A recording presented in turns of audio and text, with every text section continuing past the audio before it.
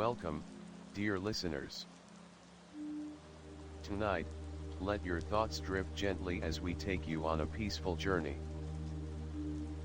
This is a space for calm, for quiet moments, and for the kind of stories that settle your heart and slow your breath. Make yourself comfortable, close your eyes if you wish, and allow the world to soften around you. Now, let's begin with tonight's story. Today's story is titled, The Heart of the Orchard, the Keeper Sacrifice. Act 1, The Invitation to Drift Away. The soft whisper of twilight had just begun to settle over the rooftops when Callan closed his journal and turned off the desk lamp. The window beside him glowed faintly, holding onto the last traces of daylight, a pale lavender sky melting into soft indigo.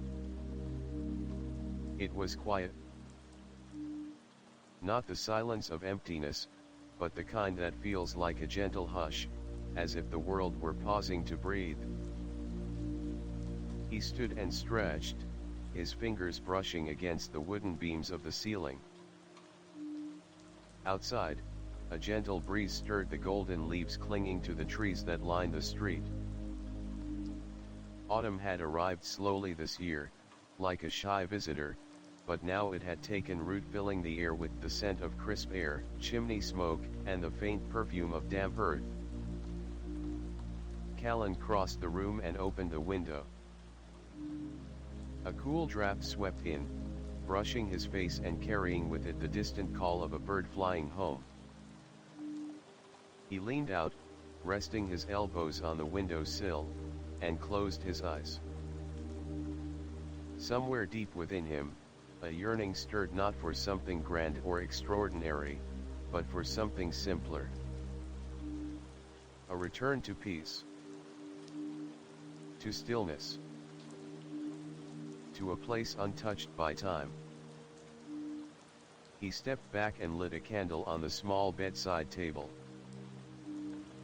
The flame flickered like a heartbeat in the dimness, casting warm pools of amber across the room. He pulled a soft wool blanket over his shoulders and sat at the edge of his bed. There, in that quiet space, he began to imagine. Not with effort. Not like when he wrote stories and crafted ideas. This was different. This was drifting. A gentle surrender. He pictured a path winding away from the city, away from deadlines and distractions, and leading into the countryside. A narrow trail shaded by tall trees, dappled in gold, their leaves dancing with each whisper of wind.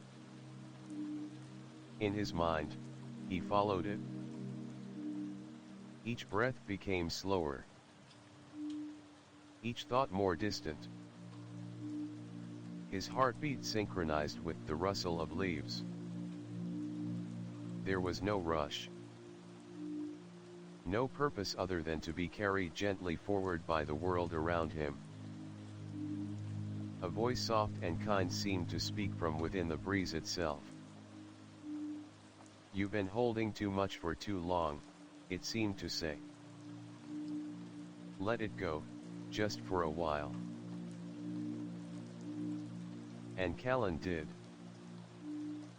He imagined pulling on a worn travel coat, its lining familiar and warm. A scarf, once belonging to his grandfather, now wrapped around his neck.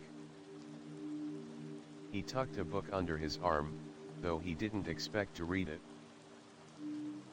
And with a small leather satchel over his shoulder, he stepped into the imagined morning light. He pictured a train station, quiet, sunlit, with a single bench beneath an old clock. The sound of wheels on tracks, soft and rhythmic. The smell of old wood and steam.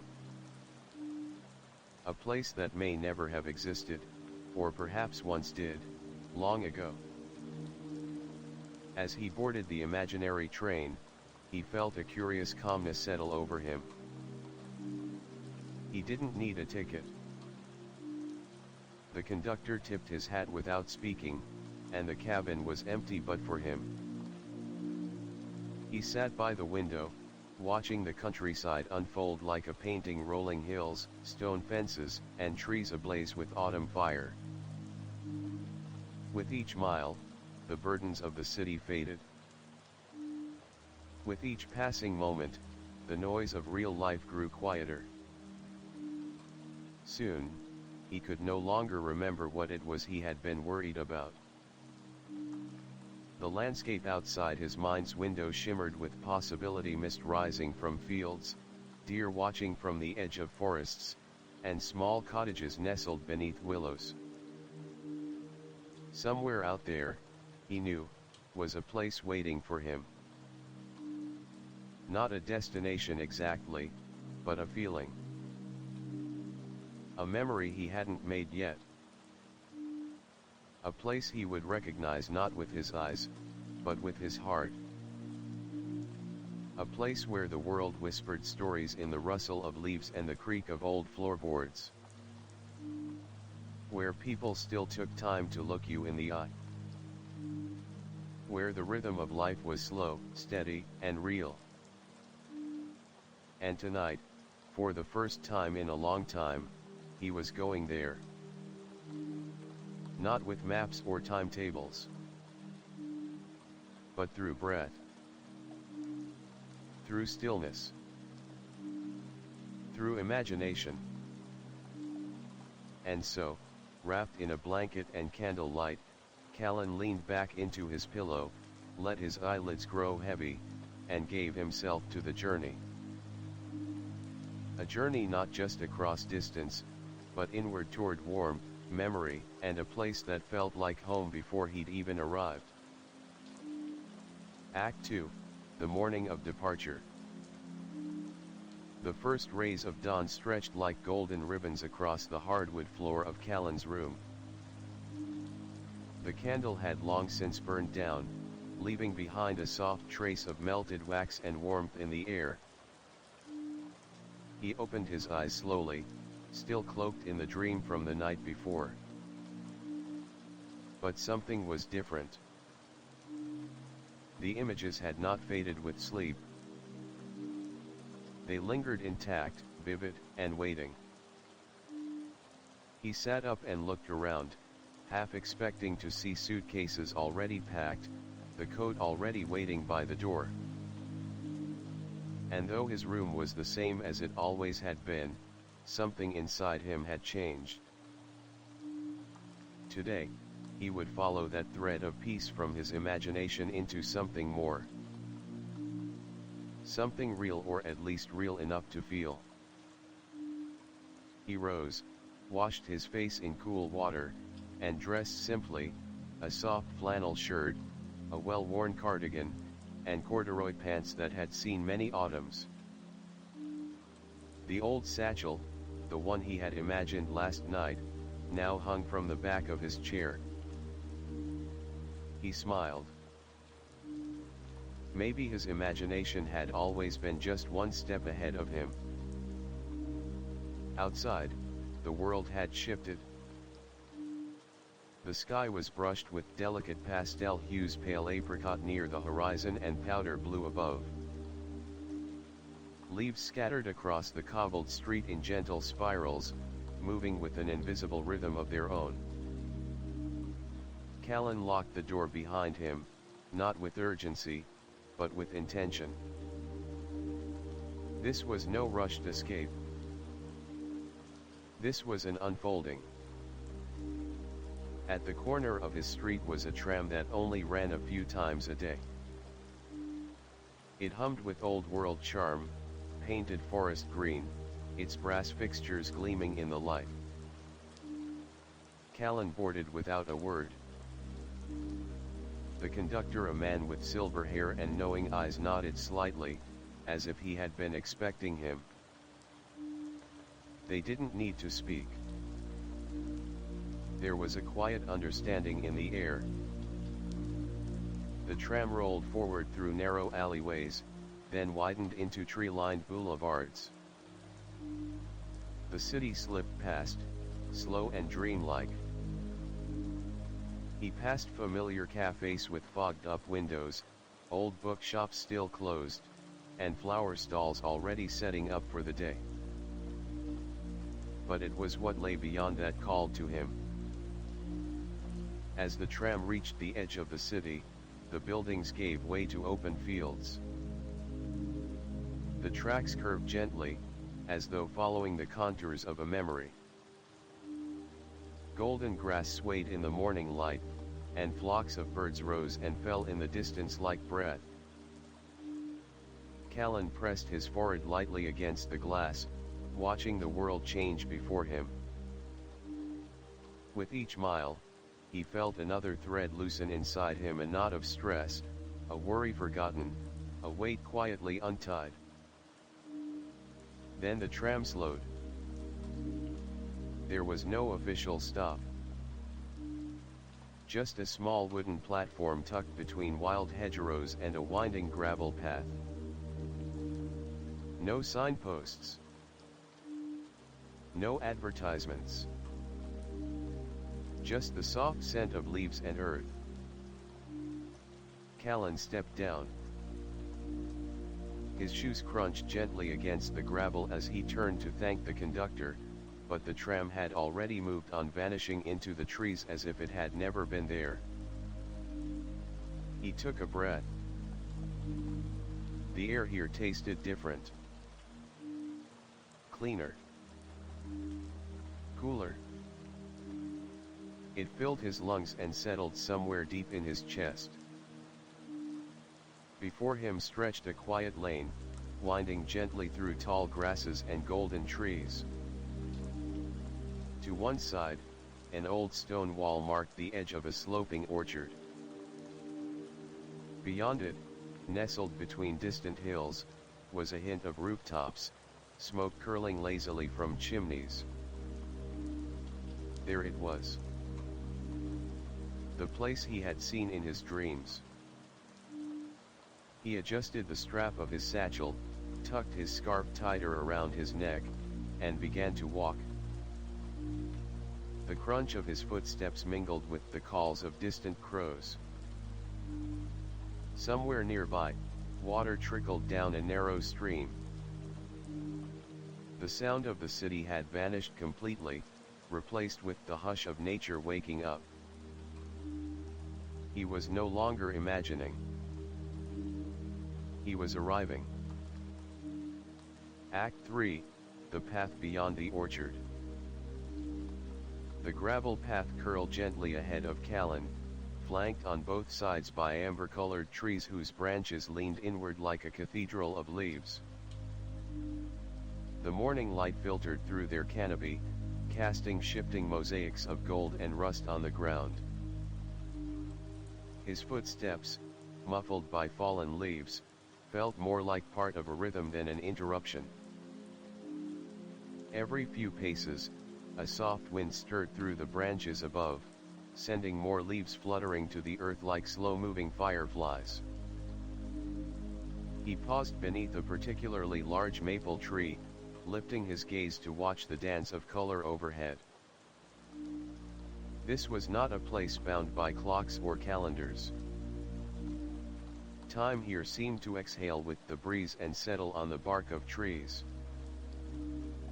To his right, the stone wall reappeared, weathered and moss-covered, following the path like a quiet companion. Beyond it, rows upon rows of apple trees stretched toward the horizon, branches heavy with ripening fruit, their red and gold skins glowing softly in the morning light. A narrow break in the wall revealed a wooden gate, slightly ajar, as though someone had just passed through. Callan hesitated, then pushed it open gently. It let out a soft creak, the kind that sounded more like a greeting than resistance. The scent hit him immediately. Fresh apples, dewy grass, and something faintly sweet, perhaps cinnamon, carried on the air as if it had been waiting for him. The orchard was alive with quiet. He stepped inside. The ground was soft beneath his shoes, blanketed in a layer of golden leaves and fallen fruit. Bees floated lazily through the air, unbothered by his presence. Squirrels darted between trunks, pausing only to eye him with curiosity before vanishing again into the brush. A soft bark echoed in the distance. Callan looked up to see a dog, a scruffy, medium-sized hound with a tawny coat and intelligent eyes trotting toward him from deeper in the orchard. Its tail wagged slowly, not in alarm, but in welcome. "Hello there," Callan said, crouching. The dog came close enough for a sniff, then licked his hand once before turning back the way it had come. It paused a few steps ahead, looking back at him expectantly. Callan chuckled. "Well then," he said, "lead the way." They moved together, winding through the rows of trees, the orchard becoming thicker and older the deeper they went. Some of the trees here bore signs of great age, gnarled roots, trunks twisted with time, their bark thick with lichen. And yet they still bore fruit. He noticed small wooden crates nestled here and there beneath the branches, already filled with apples of various kinds: green, blush pink, honey gold. Someone had been harvesting recently. Eventually, they emerged into a clearing. At the far end stood a cottage, a beautiful, slightly lopsided structure with a stone chimney and ivy climbing up its outer walls. Its windows were round and fogged, and from the chimney, a thin line of smoke curled lazily into the sky.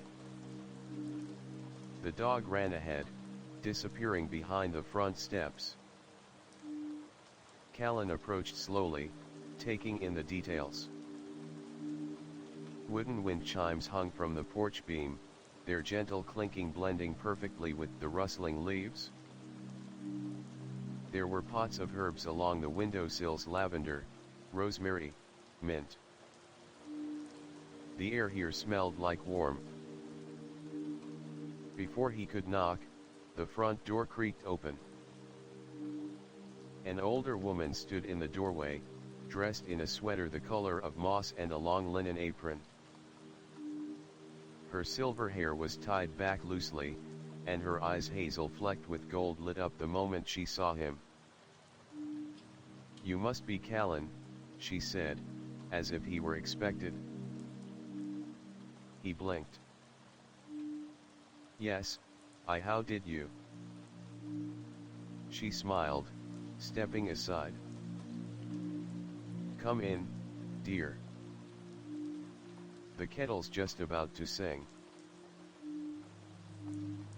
Callan hesitated only for a moment, then stepped inside. The door closed softly behind him, and the outside world dimmed to a gentle hush. The cottage interior was everything he hadn't dared to hope for.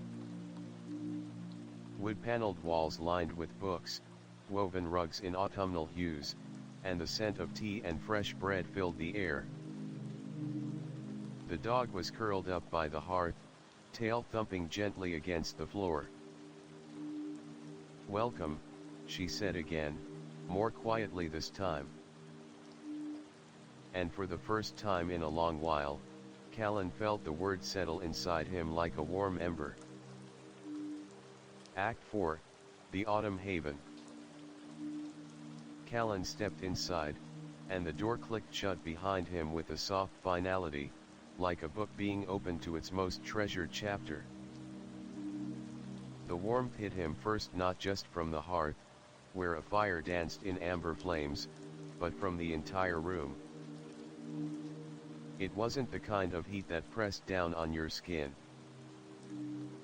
It was a presence, like walking into the embrace of a memory you didn't know you'd forgotten. The woman who greeted him, her name still unknown, moved with a grace that defied time.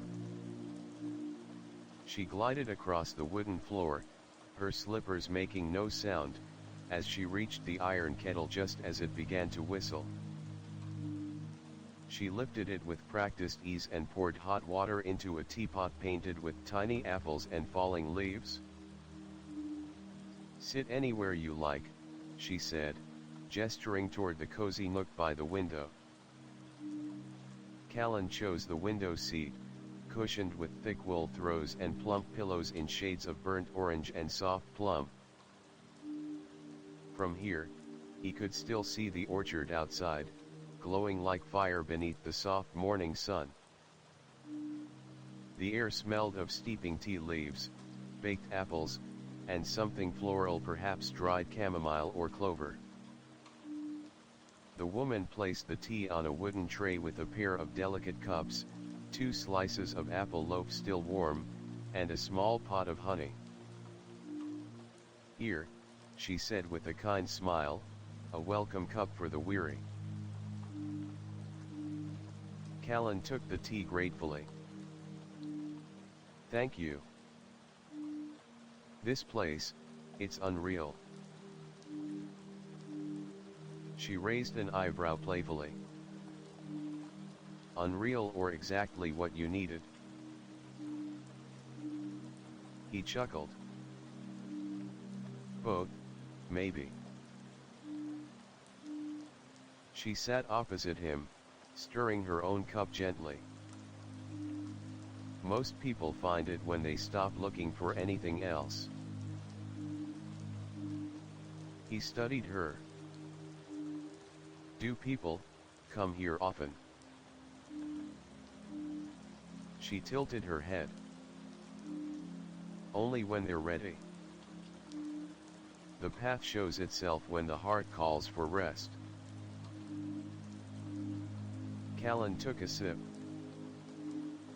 The tea was perfect, just the right strength, with hints of cinnamon and apple peel. It warmed him from the inside out. "So, do you live alone here?" She smiled again, a little wistfully. "For now.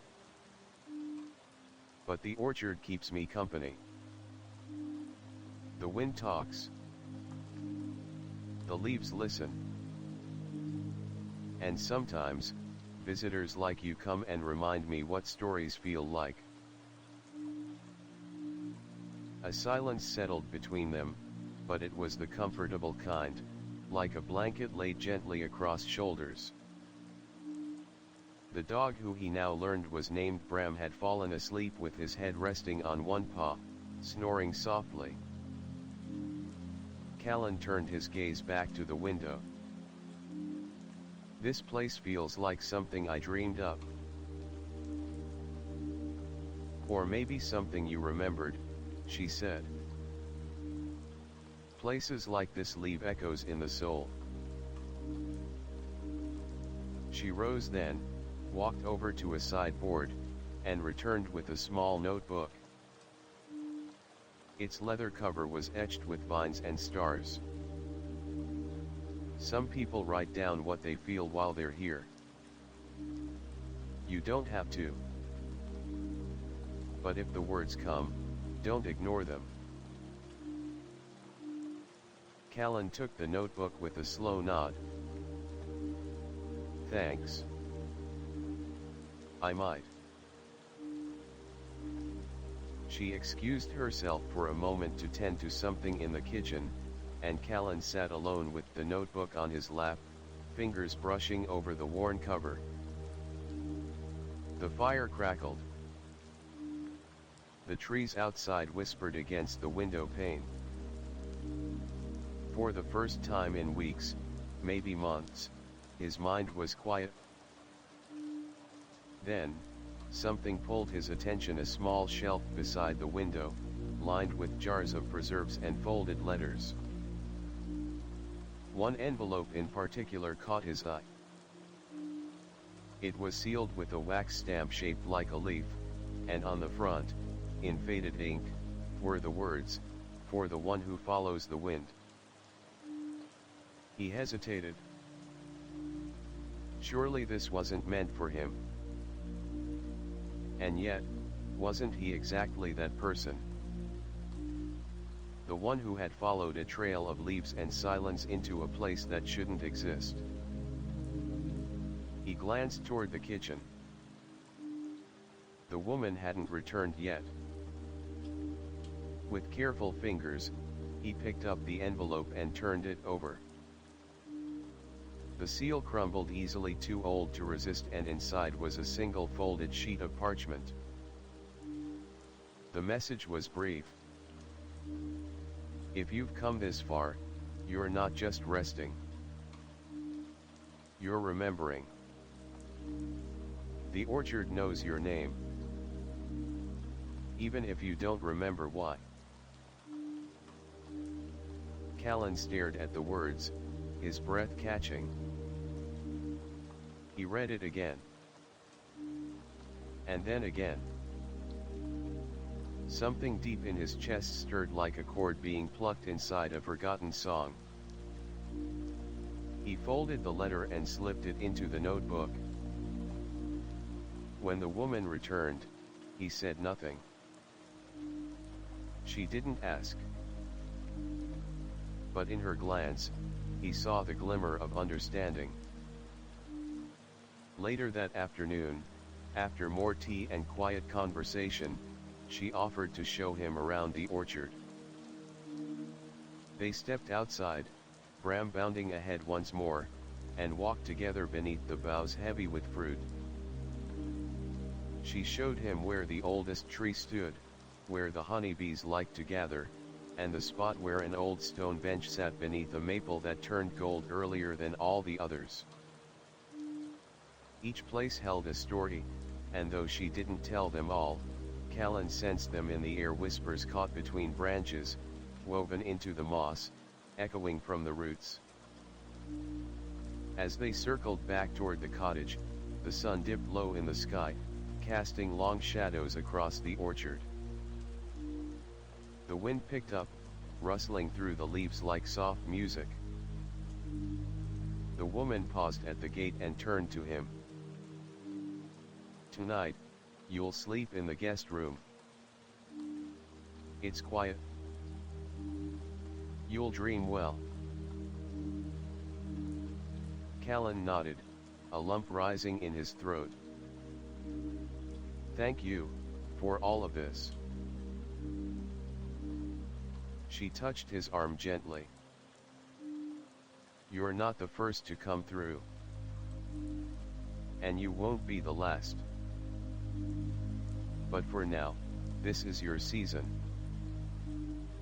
Let it hold you."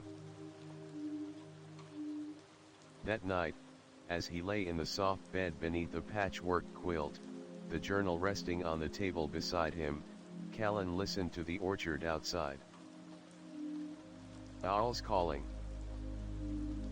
Trees shifting. The soft hum of memory in the air. He closed his eyes, and in the hush before sleep took him, he felt it again, that subtle pull. As though the orchard was calling not just to his heart, but to something even older. Something waiting to be remembered. Act 5, Morning in the House of Leaves. The first light of morning filtered through the sheer linen curtains, casting pale ember shapes on the wooden floor like melted stars. Callan stirred beneath the weight of the patchwork quilt, still drowsy from dreams he could barely remember but somehow didn't want to let go of. There had been an orchard. And music. And a name whispered on the wind that felt almost like his own but not quite. He sat up slowly, letting the soft creak of the old bed greet the quiet morning.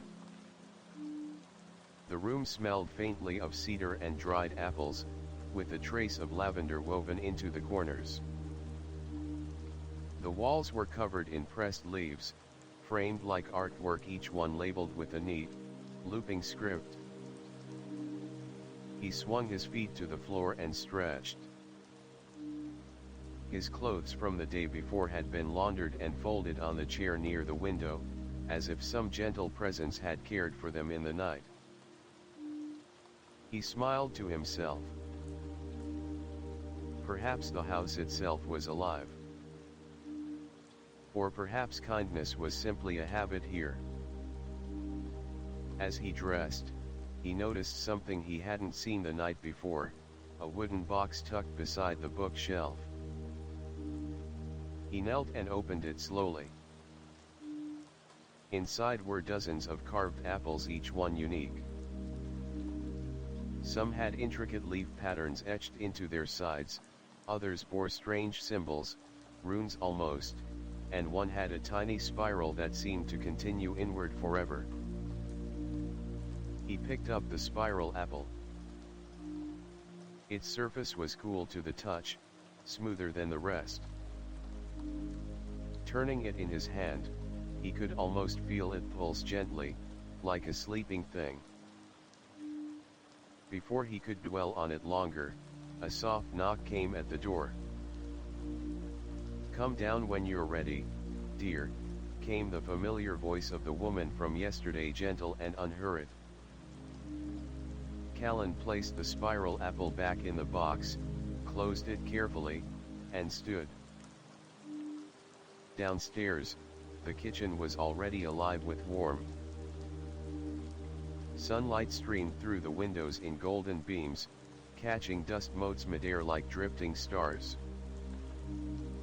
The woman was at the stove, stirring something fragrant. A basket of freshly picked apples rested on the table beside a loaf of what looked like cranberry bread.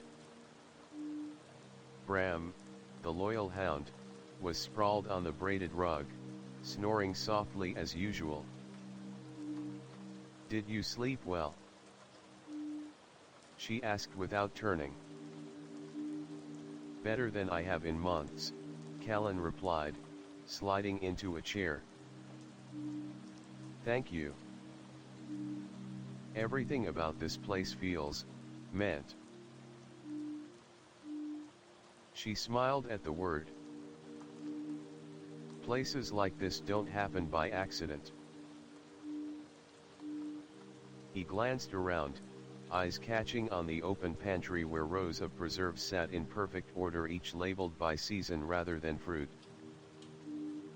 Autumn's gold, late summer fire, first frost kiss. "You name the jars by season?" he asked, amused. "The fruit remembers how it felt when it was picked," she replied with a wink.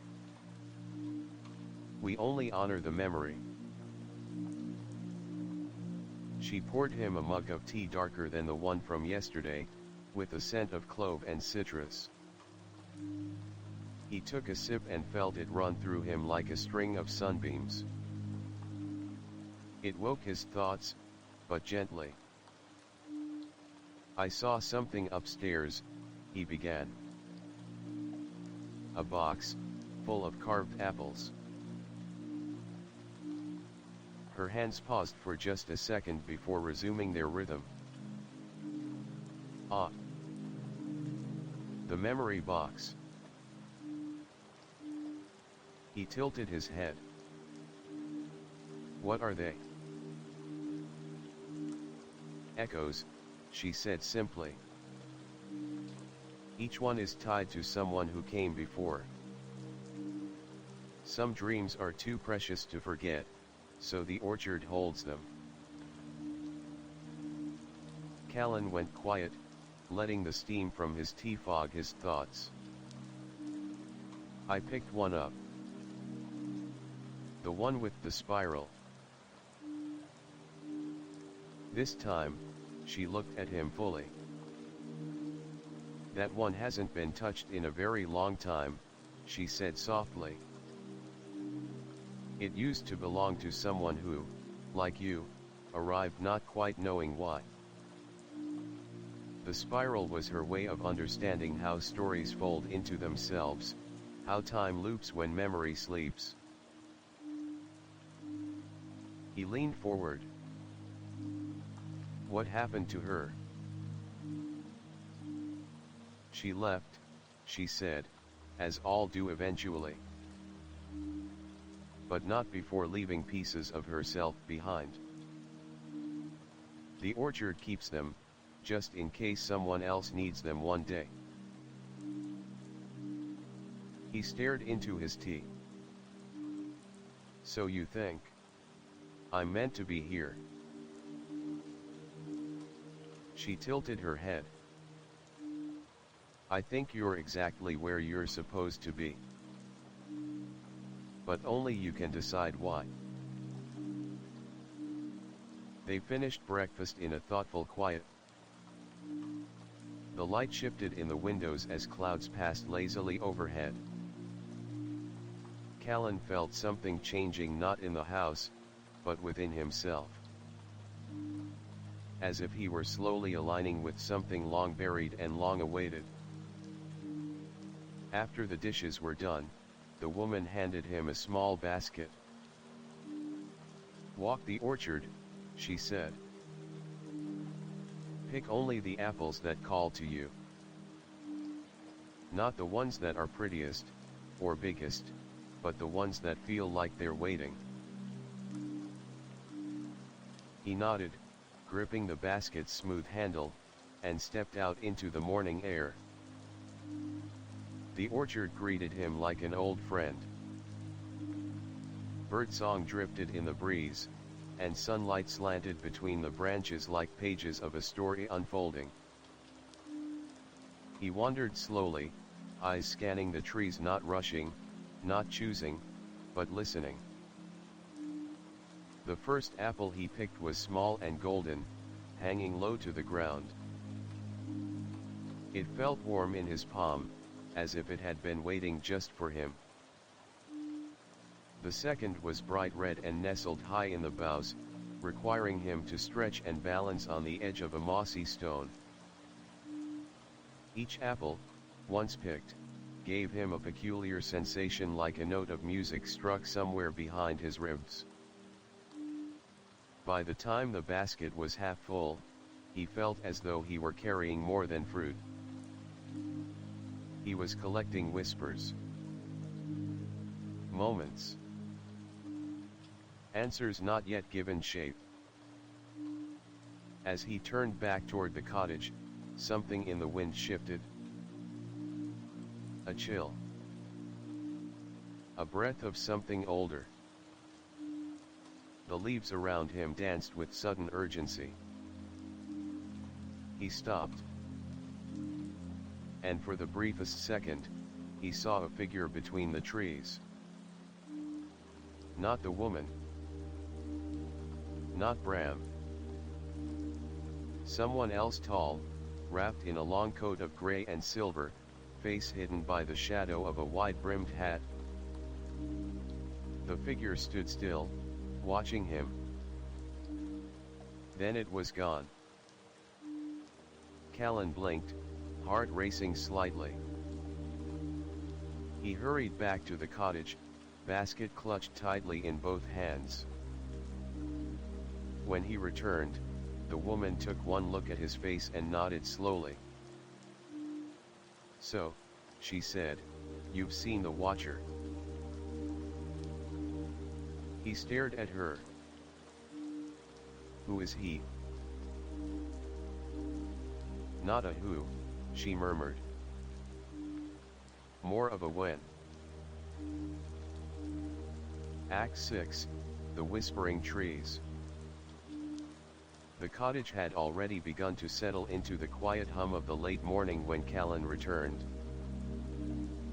His thoughts were heavy, weighed down by the strange figure he'd glimpsed in the orchard. Who had it been? And why did it feel like the trees themselves had moved in time with the figure, as if the land was alive with secrets waiting to be unearthed? He had walked back quickly, the basket of apples still in his hands, but his mind had been elsewhere. It was only now, standing at the doorstep, that he realized how much he had learned or thought he had since arriving here. What had begun as a simple retreat into nature now felt like something far more intricate, woven with layers of history, memory, and untold stories. As he entered the warm, comforting space of the kitchen, the woman was already there, standing by the stove. The kettle was on again, and the scent of fresh bread mingled with the smoke from the hearth. Bram was curled by the fire, his tail twitching in his sleep. "You've seen him, haven't you?" she asked, her voice a quiet murmur. Callan froze. How had she known? Who? He managed to say, though the answer was already clear in his mind. He set the basket of apples down on the table with a quiet thud, unable to look away from her knowing gaze. "The Watcher," she said simply, stirring the tea. "It's not the first time he's appeared to someone who's ready to see. You've been called. And now, you must decide whether you'll follow." Callan swallowed hard. "What does he want?" She placed the cup down before him, its steam curling in the air. "He's not interested in what he wants.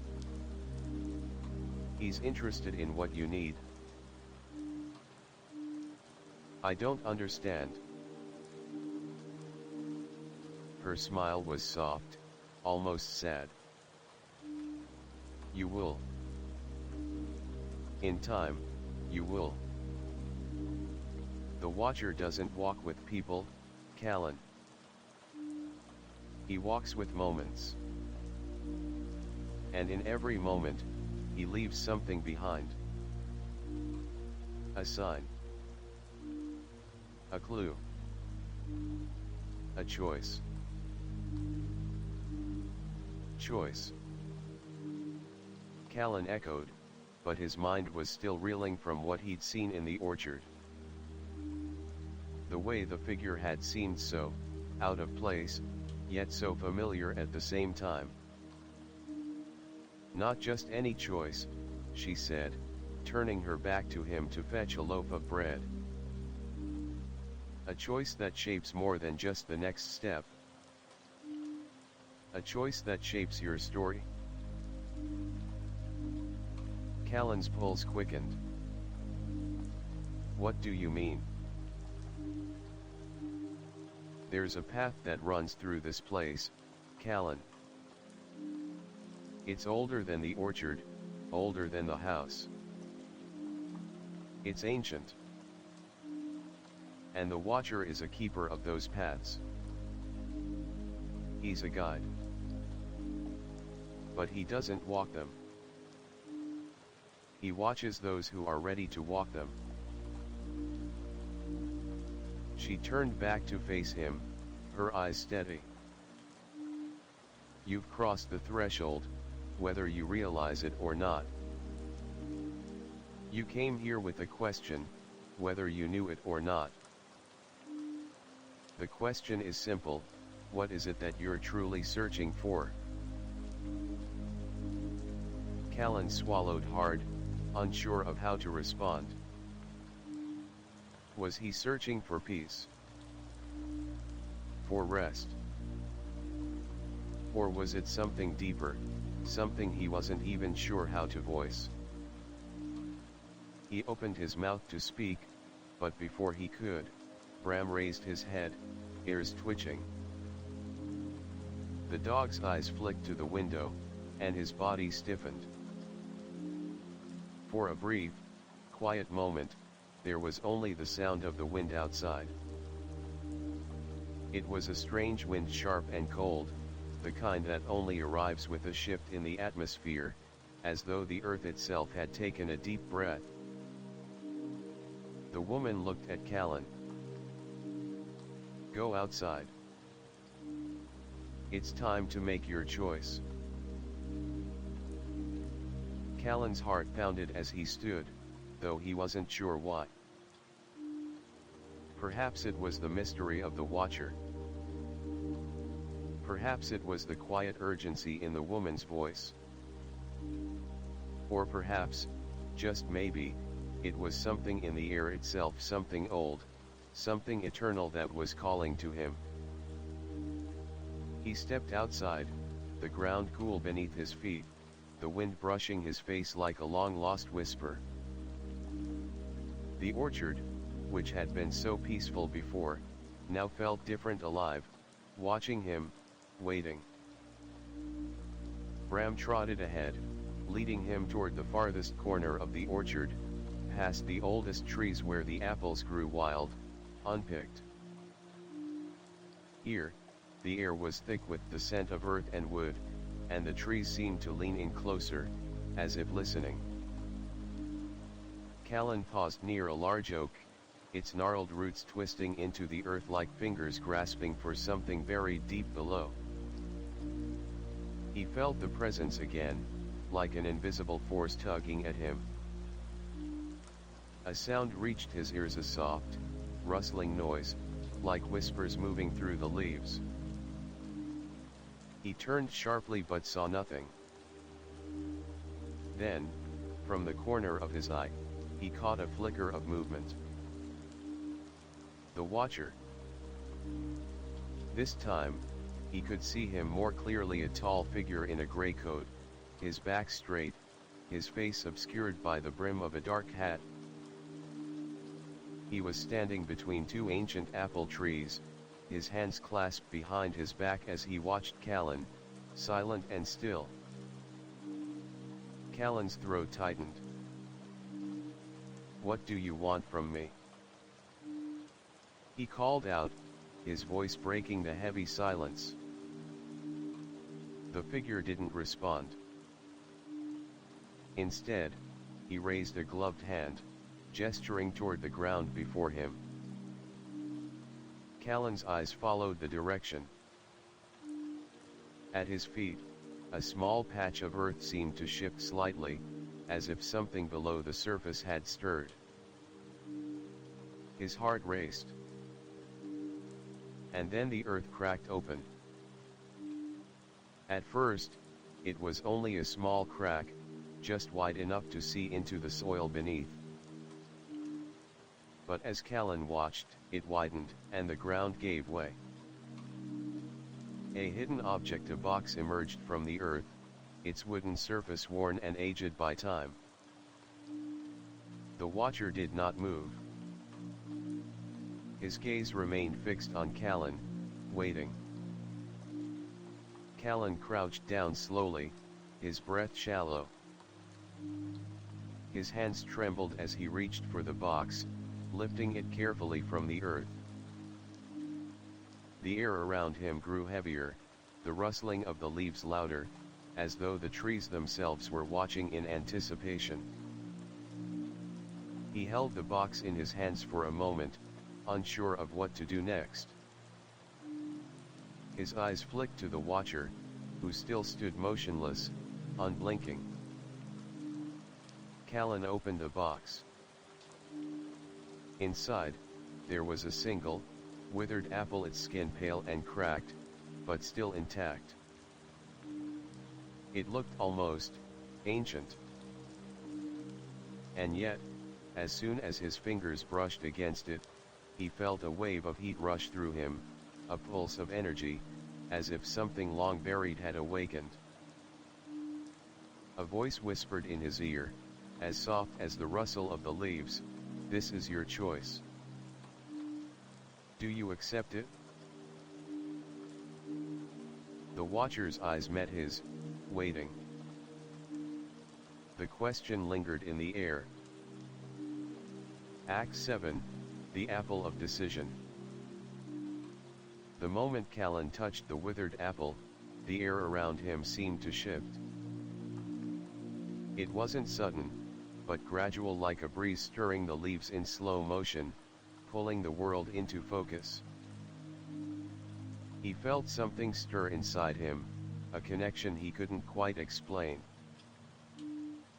The apple was warm, far warmer than it should have been, its cracked surface pulsing with an almost imperceptible rhythm.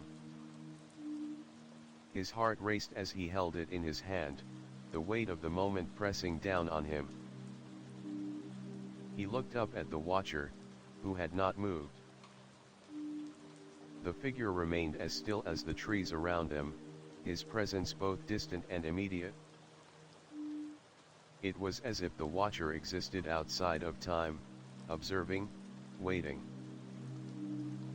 "Why this apple?" Callan whispered, his voice almost lost in the whisper of the leaves. "What is it?" The watcher did not speak, but the wind shifted again, carrying with it a message.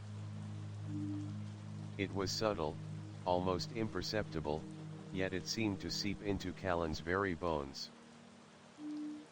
"It is not the apple itself, but what it holds. What it has witnessed. What it will show you." Callan stared at the apple, feeling a strange compulsion. It was as if the apple had a story to tell, one that was ancient, buried deep within its very core. He could almost hear the echoes of voices long forgotten, the rustling of pages turning in a long-forgotten book. It felt like this apple had seen something, witnessed something that had been hidden from the world for years. He turned it over in his hand, searching for any clue, any answer to the weight of the question pressing upon him.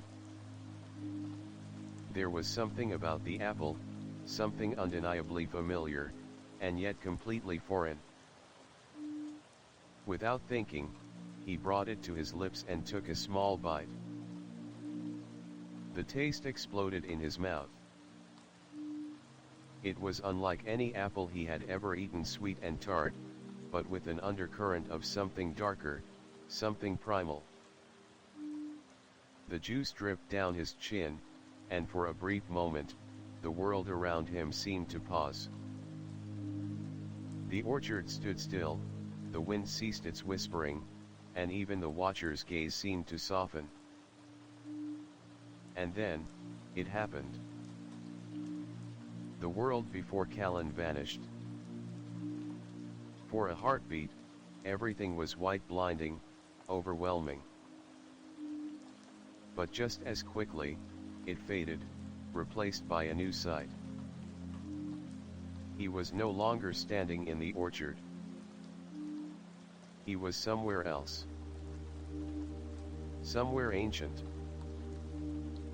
The ground beneath him was stone, worn smooth by centuries of use. Before him stood a massive archway, its surface covered in intricate carving, symbols he did not recognize, but they felt like they held meaning, as though they were speaking to him in a language beyond words.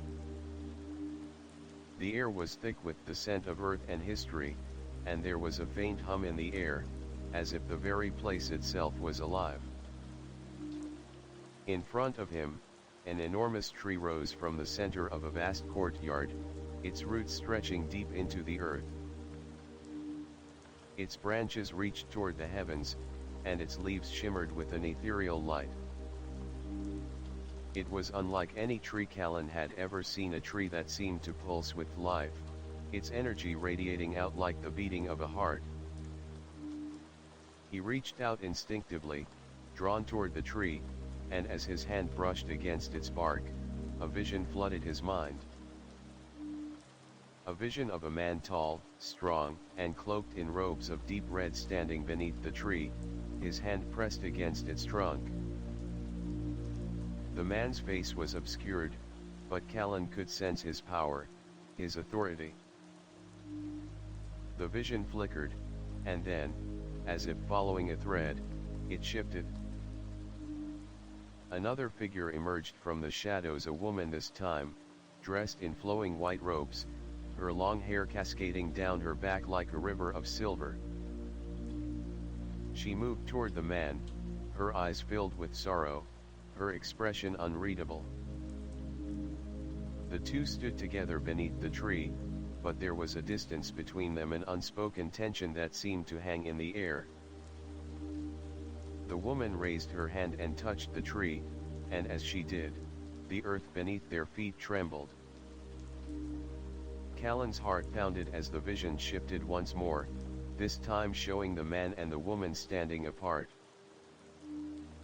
The tree between them seemed to wither, its leaves turning black and curling into themselves. The ground cracked open, revealing a dark void beneath. "What have you done?" A voice echoed through the vision, a voice filled with both rage and despair. Callan could feel it, the weight of the words pressing against his chest. "You've broken the balance." The vision faded. Callan blinked, his breath shallow.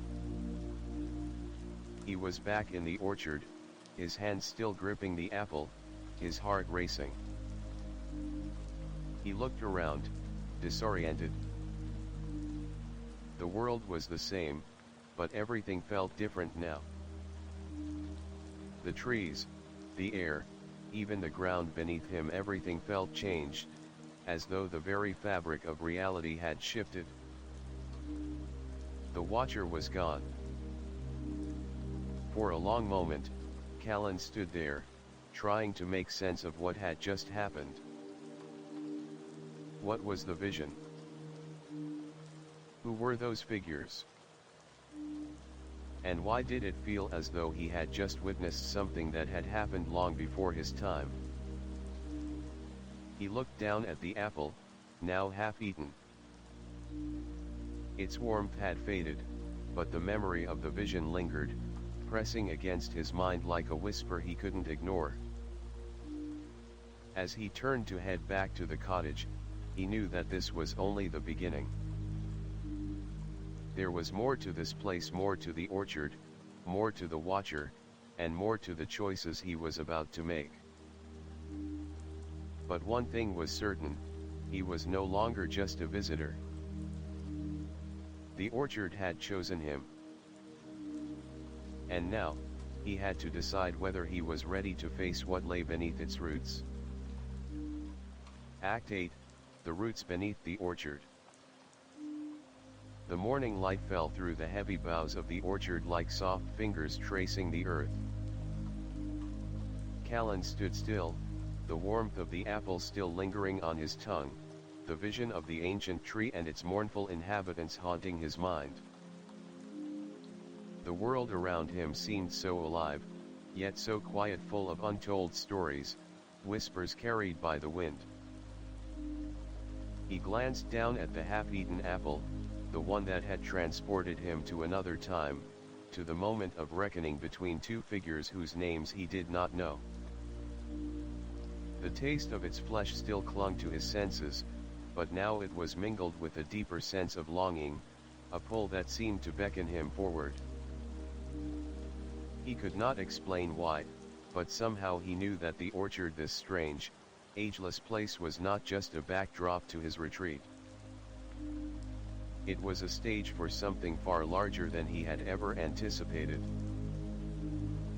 As he turned back toward the cottage, the door creaked open, and the woman stepped onto the porch. She had been watching him, her sharp eyes catching the subtle movements of his thoughts. There was no surprise in her gaze, only a quiet, knowing calm. "You've seen the tree," she said, as though it were the simplest thing in the world. Callan nodded, his words tangled in the confusion of what he had experienced. "What is it? What did I see?" She stepped down from the porch, her feet light on the earth, as though she were in tune with the very soil. "That tree has seen much," she replied. "It holds the memories of those who were here before. The ones who sought answers, or thought they had found them." "You mean the man and woman?" Her eyes softened, and for the first time, she looked away, as if the memory was too much to bear. Yes. They were the keepers of balance once, but their choices, they fractured that balance. The tree remembers their story. And now, it calls to those who are ready to face it. Callan's thoughts swirled. Why me? Why now? She paused, taking a long breath as though choosing her words carefully. The orchard has chosen you, Callan. You've arrived at a time when its history needs to be retold. A new story needs to unfold, one that can either heal or shatter what was once broken. He felt the weight of her words, but something deeper was pulling at him now. The orchard felt alive with potential. He could sense that the trees, the earth beneath his feet, the wind, everything was connected in a web of stories, some forgotten, some waiting to be retold. He had come here seeking rest, but now he understood, rest was not what he would find. He had stepped into a much older story than his own. What do I need to do? He asked, the words coming out before he even thought them. They hung in the air between them like a question that had always been there. She gave a small, sad smile, but it was tinged with hope. You must go deeper. Into the roots. You must understand what happened before, what broke the balance, and decide if you can restore it. Callan felt a surge of uncertainty. How do I even begin to understand? The vision was so unclear. She nodded. The vision only showed you a fragment. But the orchard is a place of knowledge. If you listen closely, it will show you more. The roots of the trees run deep, and so do the answers. You must walk the path they lay out for you. Without another word, she turned and walked toward the far side of the orchard, her presence leading him to follow. As they approached the center of the grove, Callan noticed that the air seemed to change. The light here was dimmer, as if the trees themselves were shielding the ground beneath them. The silence was heavy, filled with the weight of secrets long buried. The ground was uneven here, with large stones scattered among the roots, their surfaces worn smooth by centuries of passage. The woman stopped near an ancient oak, its trunk twisted and scarred, as though it had endured battles of its own. Here, she said, turning to face him. The roots of this tree have seen everything. They hold the memory of the choices made, the consequences of those choices. If you are ready to hear it, the orchard will show you. Callan stepped forward, his hand trembling slightly as he reached out to touch the rough bark of the oak. As his fingers brushed the tree, a shiver ran down his spine. The ground beneath him seemed to pulse, and the earth shifted ever so slightly, as though responding to his touch. He closed his eyes, focusing on the pulse, on the hum that filled the air around him. The world seemed to melt away, and once more, he was transported, this time, deeper into the roots of the orchard. He felt the pull of the earth beneath him, a gentle, insistent tug that urged him to go further. And so he did. He sank into the ground, not physically, but through some inexplicable force. The roots wrapped around him, pulling him deeper into the earth, into the very heart of the orchard. The darkness was thick, but there was a faint glow ahead, a light that seemed to pulse from within the roots themselves. As Callan moved toward it, the air grew heavier with each step, charged with energy he couldn't fully comprehend. And then, ahead of him, he saw it. A vision unfolded before him, brighter and clearer than any he had experienced before. The tree stood at the center of a great clearing, its roots stretched out in every direction. At the base of the tree stood the man in the red robes, the woman in white, and the dark void that had opened beneath them. He could hear their voices now, clearer than before. "You don't understand," the woman pleaded, her voice trembling with grief. "This is the only way to stop the destruction. You have to trust me." The man, his face now visible in the light, turned to her, his eyes filled with something darker than anger, betrayal. "You've crossed the line. We can't undo this. We can't fix what's broken." She reached out to him, her hands trembling. "Please, just listen." But the man pulled away. "You were never meant to be a part of this. You chose your path, and now we have to live with the consequences." As the vision faded, Callan felt a weight settle over him. The orchard was silent again, but the echo of the conversation hung in the air like a cloud. The woman's voice came to him, soft but clear. The balance was broken because of their choices. But now, the choice is yours. Will you walk the path that they could not finish? Will you restore what was lost? Callan's mind was swirling. The pieces of the story were starting to fit together, but there were still gaps. The man in red.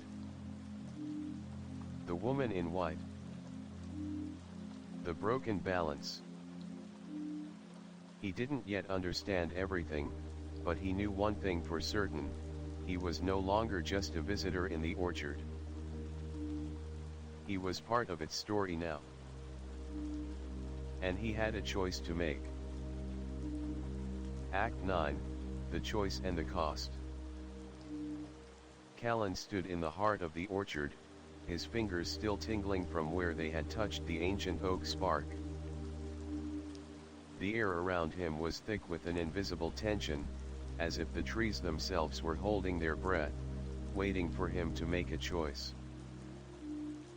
The weight of the vision, of the choices made by the man in red and the woman in white, hung heavy on his chest. He could still hear their voices in his mind, echoing like a distant drum beat, urging him to understand, to act, to decide. But the truth was, he didn't fully understand yet. The pieces of the story were fragmented, and the more he uncovered, the more he felt like he was standing on the edge of a precipice. One wrong move, and he could fall into the abyss of whatever had caused the original rift. His mind spun with possibilities. Could he fix what had been broken? Could he restore the balance that had been lost? Or was the damage too deep, too ingrained in the very fabric of the orchard, the very land beneath his feet? Callan's breath caught in his throat as the woman appeared again, her footsteps light and purposeful.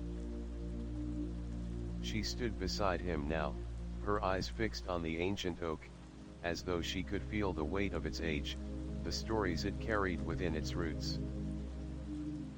She didn't speak immediately. Instead, she reached out and gently touched the trunk of the tree, her fingers tracing the rough bark as though she were reading something only she could understand. For a long moment, they stood in silence, the wind rustling through the leaves above them, the world outside the orchard seeming miles away. Finally, the woman spoke. "You've seen it, haven't you?" She asked quietly, her voice carrying a note of understanding. "The choices they made. The cost of those choices." Callan nodded slowly. "Yes. But I still don't understand why it all went wrong. Why did they break the balance?" The woman turned to face him, her eyes dark with a sorrow that seemed to span centuries. "They broke it because they didn't trust each other. They thought they could control the power of the orchard, the power of the tree, but they didn't understand it. They thought they could make it work on their terms, without considering the consequences." She paused, her gaze flicking back to the oak. "The tree, the orchard, it's not something that can be controlled. It's something that must be understood. And the moment they tried to harness it for their own purposes, they set off a chain of events that fractured everything." Callan felt a knot tighten in his stomach. "And now, it's my turn. To fix it?" The woman's expression softened. "It's not about fixing it, Callan. It's about understanding it. Accepting that there are forces in this world that cannot be bent to our will. That's the first step in restoring balance." "But how can I?" He stopped himself, frustration boiling over. "I don't know how to understand something like this. I'm just a traveler. I came here for rest, for peace, not this." She stepped closer, her presence calm and steady. "You came here because you were meant to. The orchard chose you because it sensed something in you, something that could help restore the balance. It knew you weren't just running away. You were searching for something." Callan shook his head. "I don't even know what I'm searching for." She smiled faintly. "That's exactly why you're here. The orchard doesn't give you answers right away. It gives you questions. And it asks you to search for the truth within yourself." Callan took a deep breath, the weight of her words settling in his chest. It felt like an impossible task to fix something that had been broken so long ago. How could he possibly have the strength or wisdom to right what the man in red and the woman in white had done? And yet, despite the doubts gnawing at him, something deep inside him stirred. He knew he had to try. "What happens if I fail?" he asked, his voice barely above a whisper. The woman looked at him with quiet compassion. "The orchard will fall into ruin. It will lose its heart, its soul. The land will wither, and the stories both past and future will fade. Everything here will be lost." Callan swallowed, the weight of her words pressing against him like a physical force. "And if I succeed?" "If you succeed," she paused, as if weighing the truth of her next words, "you will restore what was broken." The balance will return, and the orchard will live again. But it will come at a cost. He felt a chill run down his spine. What cost? The woman hesitated before answering. The cost of understanding. The price of knowing the truth. It's different for everyone. Some lose parts of themselves. Some lose their memories. Some lose what they love most. Callan's heart sank.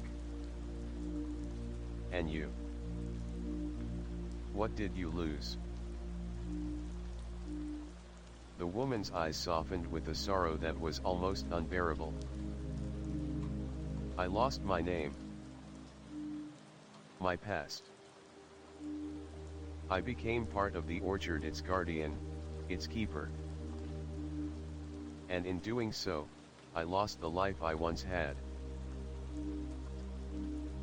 Callan felt a pang of sympathy, but also something else, a deep understanding. She wasn't just an observer, a guide. She had made the choice herself. She had walked the path before him and paid the price for it. Will you help me? Callan asked, his voice tight. The woman nodded slowly. I will guide you. But the final decision is yours. The orchard will show you the path, but you must choose how to walk it.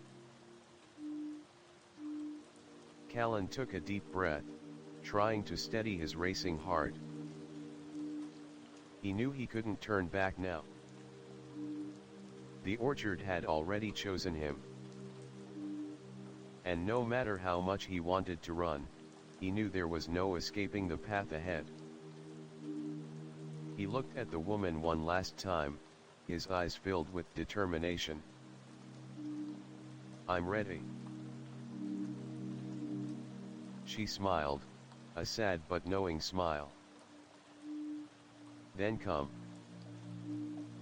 Let us walk the path together. As they walked deeper into the orchard, the trees seemed to shift, their branches swaying in rhythm with the wind, as if guiding them toward the center of the grove. The air grew heavier, and the scent of apples and earth filled his senses. He felt the weight of the past pressing down on him, but also a strange sense of clarity. The orchard was waiting for him to make his choice. The choice that would decide not just his future, but the fate of the land itself. Act 10, The Path Unfolds. The air in the orchard grew thick as Callan followed the woman through the winding paths. The trees, now heavy with the promise of change, seemed to press in around him.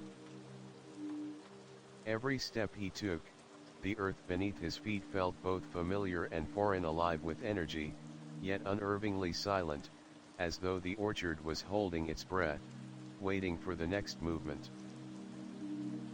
The woman walked beside him, her pace unhurried, but every movement of hers was filled with purpose.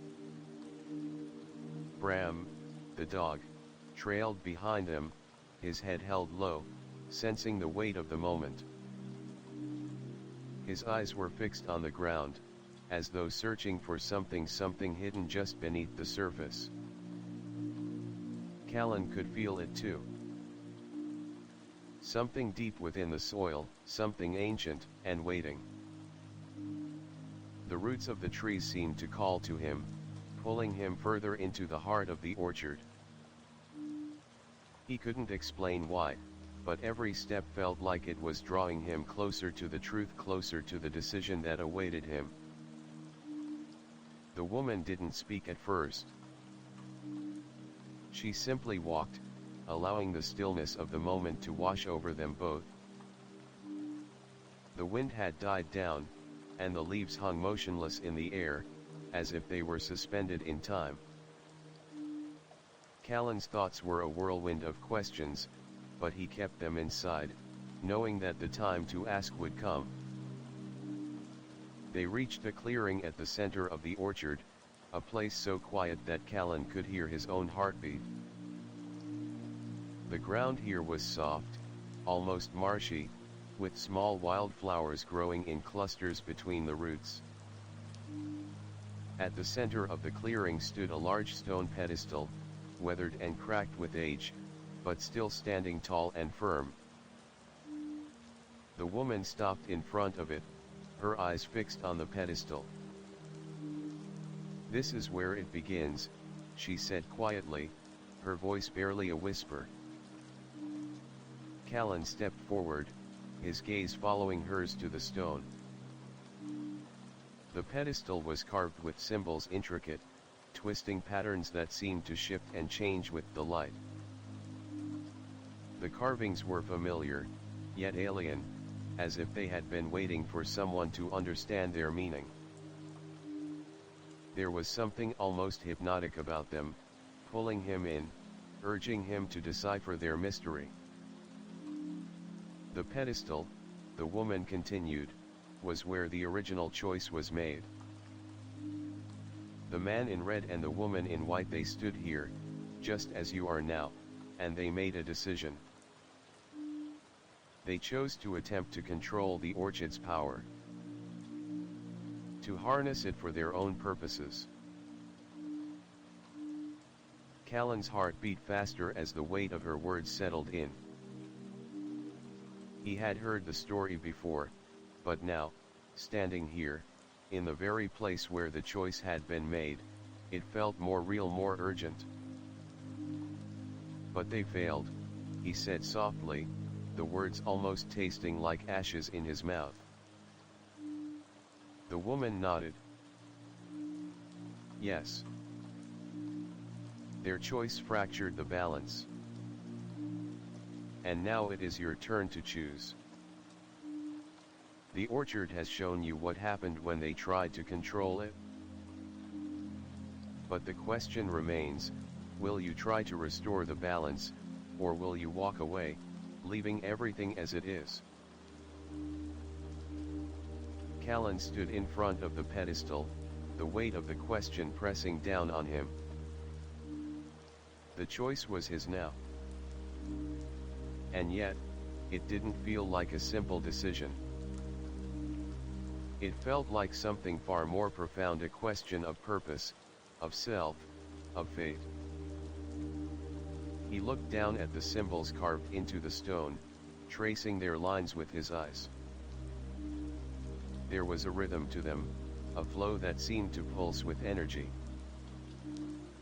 They called to him, not just with his mind, but with his soul, as though they were asking him to remember something long forgotten. For a moment, the world around him seemed to blur. The orchard, the woman, the pedestal, all of it faded into the background as a new vision began to form in his mind. The vision was fleeting at first, glimpses of a different time, a different place.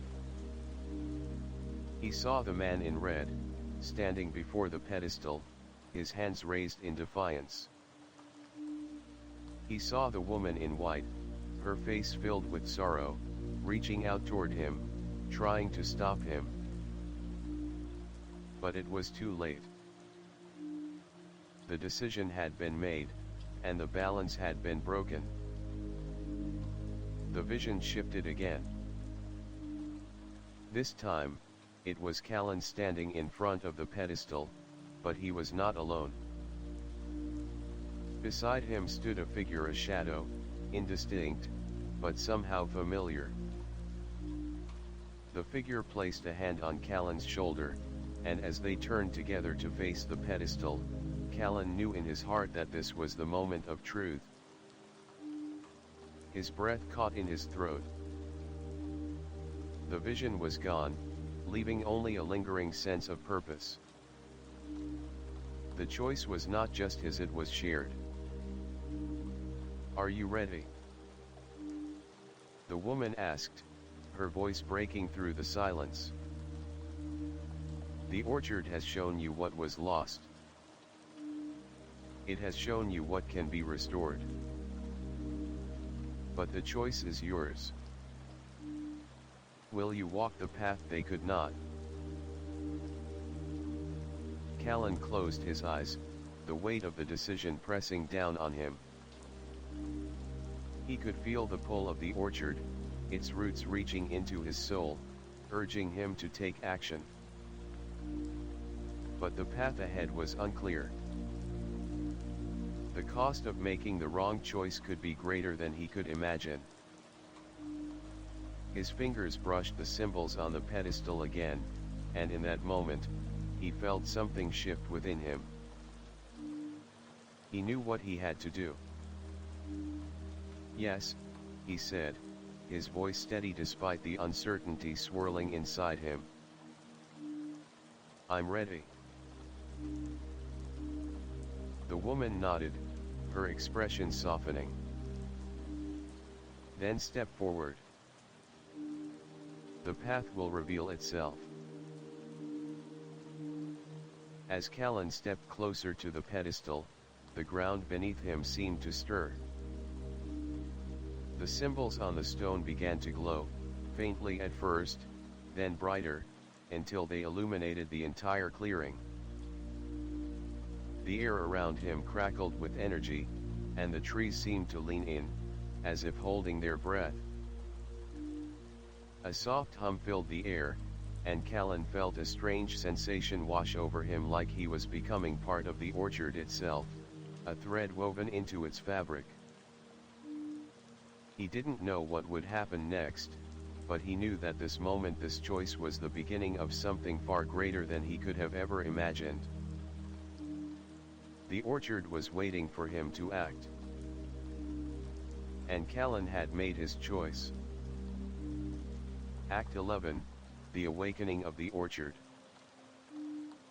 The moment Callan's foot made contact with the stone pedestal, the ground beneath him trembled, faint at first, then growing stronger, as if the orchard itself were awakening from a long slumber. The air around him hummed, filled with an energy so palpable it seemed to make the very atmosphere vibrate.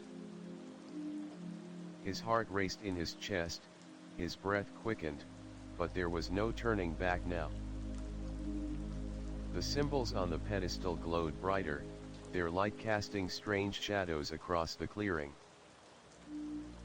The trees seemed to shift, their branches reaching out toward him as if the orchard were reaching for him, drawing him in closer. Callan could feel the weight of history pressing down on him, the weight of all those who had come before him, who had made the choice and failed, or succeeded, depending on the path they had walked. The woman was silent beside him, watching intently. She had not spoken since he made his choice. There was nothing more to say. The orchard was alive with the sounds of its own ancient rhythm, and now Callan was a part of it. He closed his eyes for a moment, letting the energy of the orchard fill him. He could feel the pulse of the trees, the deep hum of the earth beneath him, the steady beat of the world that had existed long before his time. The orchard was not just a place. It was a living, breathing entity, one that held stories, memories, and power. And now, it had chosen him. When he opened his eyes again, he was no longer standing in the clearing, surrounded by trees. He was somewhere else, somewhere deeper.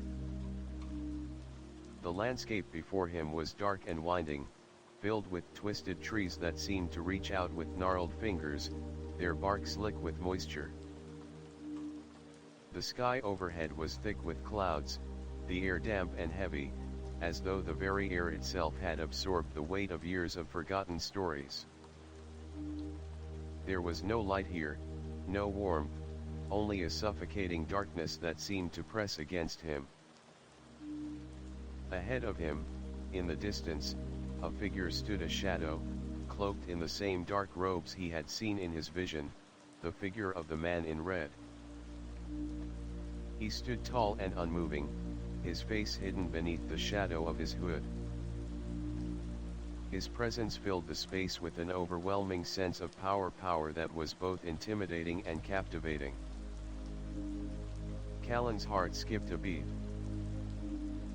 The vision had come to life. The figure's eyes glowed faintly beneath the hood, and Callan could feel the weight of his gaze even from the distance. The man's lips moved, but no words reached Callan's ears. Instead, the air around him shifted, and suddenly, the man's voice was in his mind, clear and sharp. "You've made your choice." Callan swallowed, his throat dry. "I did. But I don't understand. What is this place?" "This is the place where choices are made. The roots of the orchard. The heart of the land itself. This is where balance is decided, where the past and future meet. And you, Callan, are the key." The words rang in his mind, reverberating through his thoughts. He wanted to ask more, to demand answers, but the words caught in his throat. "Do you understand what you are about to face?" The man's voice continued. "The choices made here are not just for you, Callan. They are for everyone. Every life, every moment, every story is connected. If you restore the balance, you will save everything. But if you fail, everything will fall into ruin. The orchard will wither, and the world with it." Callan's mind spun. He had thought he understood the gravity of the situation, but this was more than he had ever anticipated. The choices before him were not just about restoring a balance within the orchard. They were about the very fabric of existence itself. The man in red took a step forward, his movements slow and deliberate. As he approached, the shadows around him deepened, and the space between them seemed to grow colder. "You are not the first to stand here, Callan. But you are the one who will decide whether the future is worth saving. This is your moment, your choice." The man reached out with a hand, and the ground before Callan began to shift. The earth cracked open, revealing a deep chasm that seemed to stretch endlessly downward. In the depths, Callan could see fleeting images, people, places, moments in time flashing by at a dizzying pace. The world's history, its future, all laid bare before him. "Step forward, Callan," the man urged. "The abyss holds the answers, but only if you are willing to seek them. Choose your path. Choose whether to embrace the unknown, or turn away from the truth that lies before you." Callan stood at the edge of the chasm, his breath shallow, his heart pounding in his chest. The abyss before him beckoned, its depths a swirling mass of uncertainty. He knew that whatever choice he made here would not just shape the orchard, it would shape the world itself. He glanced back, searching for the woman, but she was gone. There was no one here now but him and the man in red, the keeper of the orchard's fate. The man's voice echoed once more in his mind. "This is your moment. Choose." Callan hesitated. He had always been someone who searched for answers, for meaning, for peace. But this was different. This was not just a question of understanding. It was a question of responsibility, of bearing the weight of the world itself. He felt the ground beneath him shift again, a tremor running through the earth, as if the orchard itself were waiting for him to decide. He could feel the power of the land, the weight of its history, the pulse of its heart. The apple, the pedestal, the figures from the vision, all of it had led him here. Callan took a deep breath, his decision solidifying within him. He stepped forward, into the abyss. And as his foot crossed the threshold, the world around him changed. The darkness receded, replaced by a blinding light. The earth beneath him trembled, and the wind howled around him. But amidst the chaos, Callan felt something else, something familiar. A warmth, a connection, a sense of peace. The orchard had chosen him. Act 12, The Light of the Choice. Callan's foot sank into the earth, and the world around him shifted in an instant. The blinding light that had enveloped him seemed to grow warmer, like the first rays of dawn breaking through the darkest night. He could feel the warmth on his skin, on his face, and deep inside his chest. But with the light came a strange weight, a pull, as if the very fabric of time and space were bending around him, drawing him into something far greater than he could have ever anticipated. For a moment, he couldn't see. His vision was clouded with brilliance, and the world around him spun, a kaleidoscope of colors and shapes that blended into one shimmering haze. His body felt weightless, as if he were floating in a vast ocean of light. His mind was still, yet filled with 1,000 thoughts, 1,000 questions, each one vying for his attention. But then, slowly, the light began to recede. The world came back into focus. Callan found himself standing at the edge of a vast, open field. The ground beneath his feet was soft, the grass warm and green, swaying gently in the breeze. Above him, the sky stretched wide and endless, its hues shifting from pale blue to deep violet, as if the entire world was caught between day and night. In front of him, the orchard stretched out like a living, breathing entity. The trees were no longer just trees. They were part of him, part of the land, their roots intertwining with his own, their branches reaching up as though they were trying to touch the sky itself. The air was thick with the scent of earth and life, but there was something else too, something ancient, something powerful that seemed to pulse with every beat of his heart. He could hear whispers, soft, fleeting sounds carried by the wind. The voices of the past.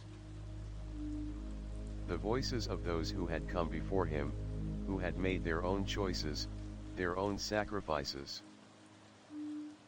And then, he felt it. A presence behind him. A figure, familiar and yet distant. Callan turned slowly, his heart beating in his chest like a drum. There, standing in the shadows, was the woman.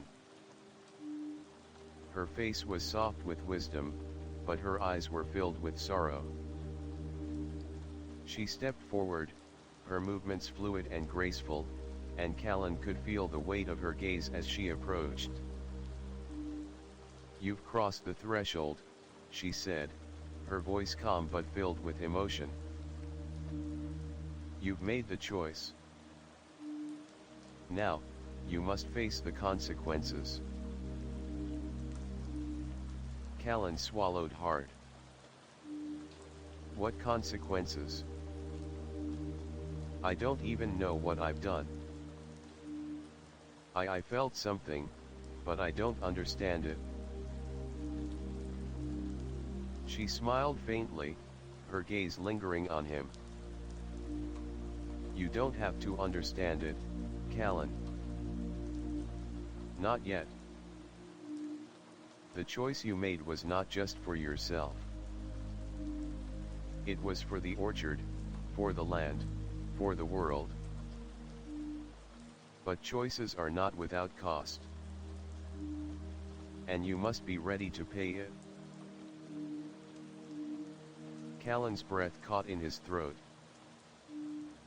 What do you mean? What's the cost? The woman reached out and placed a hand on his shoulder. The cost of understanding. The price of knowledge. The orchard has revealed itself to you because it has chosen you. But with that choice comes a responsibility, a duty to the land, to the lives connected to it. The balance you seek to restore is not something that can be given lightly. You will have to sacrifice something, Callan. Something you hold dear. Callan's mind raced. Sacrifice. What could he possibly sacrifice? He had already given up so much: his time, his comfort, his peace. What else was there to lose? I don't understand, he whispered, his voice breaking. What do I have to give up? The woman's expression softened, but there was a sadness in her eyes that mirrored his own. That is something only you can answer. The orchard will show you the way, but you must walk it alone. The path will not be easy. It will challenge you in ways you cannot yet imagine. And only when you are willing to accept the cost will the balance be restored. She stepped back, her eyes never leaving his. You are the keeper now, Callan. The orchard is part of you. And you are part of it. You must decide what you are willing to give. Callan stood frozen, his mind a storm of thoughts and emotions.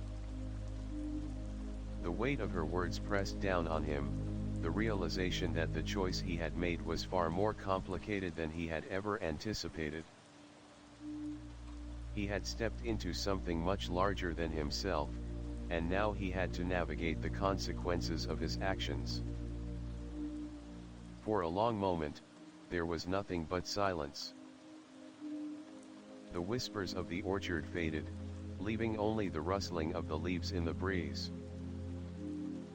And then, as if on cue, the earth beneath Callan's feet began to shift. The ground cracked open, revealing a hidden passage, dark, winding, and unknown. The light from the orchard flickered, casting strange shadows on the walls of the passage, as though beckoning him to step forward. The woman's voice echoed in his mind, her words like a mantra. This is your path, Callan. This is where the journey begins. Will you walk it? Callan took a deep breath. There was no going back now. He had already made his choice. And now, he had to face the truth, whatever it might be. He stepped forward. The moment his foot crossed the threshold of the passage, the world around him seemed to dissolve. The air grew colder, the light dimmer, as if he were walking into a place where time and space had no meaning. The whispers grew louder, more distinct, filling his ears with voices that seemed to come from every direction. They spoke in riddles, in languages he couldn't understand, and yet, somehow, he could hear the desperation in their tone. "The truth is not what you think," one voice whispered. "The orchard holds more than you know. You must make the ultimate choice," another voice echoed. "The cost will be greater than you ever imagined." Callan's heart pounded in his chest as he walked deeper into the passage, the walls narrowing around him. His thoughts were a blur, uncertain, fearful, but determined. He had come this far, and now, there was no turning back. He had made his choice. And now, he had to face whatever the orchard had in store for him. Act 13, The Journey Through the Passage. The moment Callan stepped into the passage, the world he knew vanished. The bright, open sky and the whispering trees faded into the distance, replaced by the deep, eerie quiet of the space before him. His heart beat loudly in his chest, but the only sound he could hear was his own breath, shallow and ragged in the suffocating silence. The passage before him was narrow, its walls jagged with age and covered in a thick layer of moss. The air was cool and damp, like the inside of a forgotten cave, and the smell of earth and decay clung to everything. He couldn't see far ahead, only a faint glow emanating from somewhere deep within the passage. But it wasn't the soft, warm light of the orchard. This was cold, distant, as if it were coming from the depths of time itself. He reached out to touch the walls, his fingers brushing against the rough stone, and a shock ran through him, a pulse of energy, quick and sharp. It felt like the land itself was alive, watching, waiting. With every step, the passage seemed to grow darker, the shadows pressing in around him. The air felt heavier, thick with unspoken words, as though the very space was full of memories that hadn't been remembered in centuries. He could almost hear the whispers again, faint, distant murmurs that grew louder as he ventured deeper into the darkness. Words in languages he couldn't understand, yet they carried the weight of something ancient, something powerful. "You have made your choice, Callan." The voice echoed in his mind, the same voice he had heard when he made his decision at the pedestal. The words were not just a reminder, they were a command, a signal that he had entered a realm far beyond his understanding. "But choices are not simple," the voice continued. "Every action, every decision, has a cost. And the cost of your choice, it is more than you realize." Callan's pace faltered, his feet stumbling over the uneven ground. He couldn't see the source of the voice, but he felt its presence, the weight of its meaning pressing down on him. His throat tightened as he tried to make sense of the words. What had he chosen? What cost was there that he hadn't seen? "The path you walk now is one that few have walked before," the voice whispered again. "You must face the truth of what has been hidden, what has been forgotten, and what can never be undone." Callan's heart began to race again. He pressed on, moving further into the passage, each step feeling like it was taking him farther from the world he had known and deeper into the unknown. The light ahead flickered, casting strange shadows on the walls, creating shapes that danced and twisted like ghosts in the corner of his vision. As he rounded a bend in the passage, the glow grew brighter, and the air around him seemed to shimmer with anticipation. The walls of the passage widened, and Callan found himself standing at the edge of a vast, underground chamber. The floor was covered in roots thick, twisting veins that spread out in every direction, curling into the earth like the lifeblood of the land itself. The ceiling above was lost in shadow, but faint light flickered in the distance, coming from a source he could not yet see. In the center of the chamber stood a massive stone altar, its surface worn and cracked with age. The altar was covered in the same intricate carvings that adorned the pedestal in the orchard. But these carvings were different. These were not just symbols. They were stories, etched into the stone like the history of the orchard itself. Each symbol, each line, seemed to pulse with life, like veins of memory running through the earth. Callan stepped closer to the altar, his breath caught in his throat. He felt the pull of the symbols, the call of the carvings, urging him to touch them, to understand them. But he hesitated, his fingers hovering over the stone. He knew that touching it would change something, would reveal something he wasn't sure he was ready to face. The voice spoke again, this time louder, clearer, almost as if it were coming from the altar itself. This is where the truth lies, Callan. This is where you will see the cost of your choice. He took a deep breath and placed his hand on the altar. Immediately, the carvings glowed with a sudden burst of light, and Callan was thrown backward, his body slamming into the stone wall of the chamber.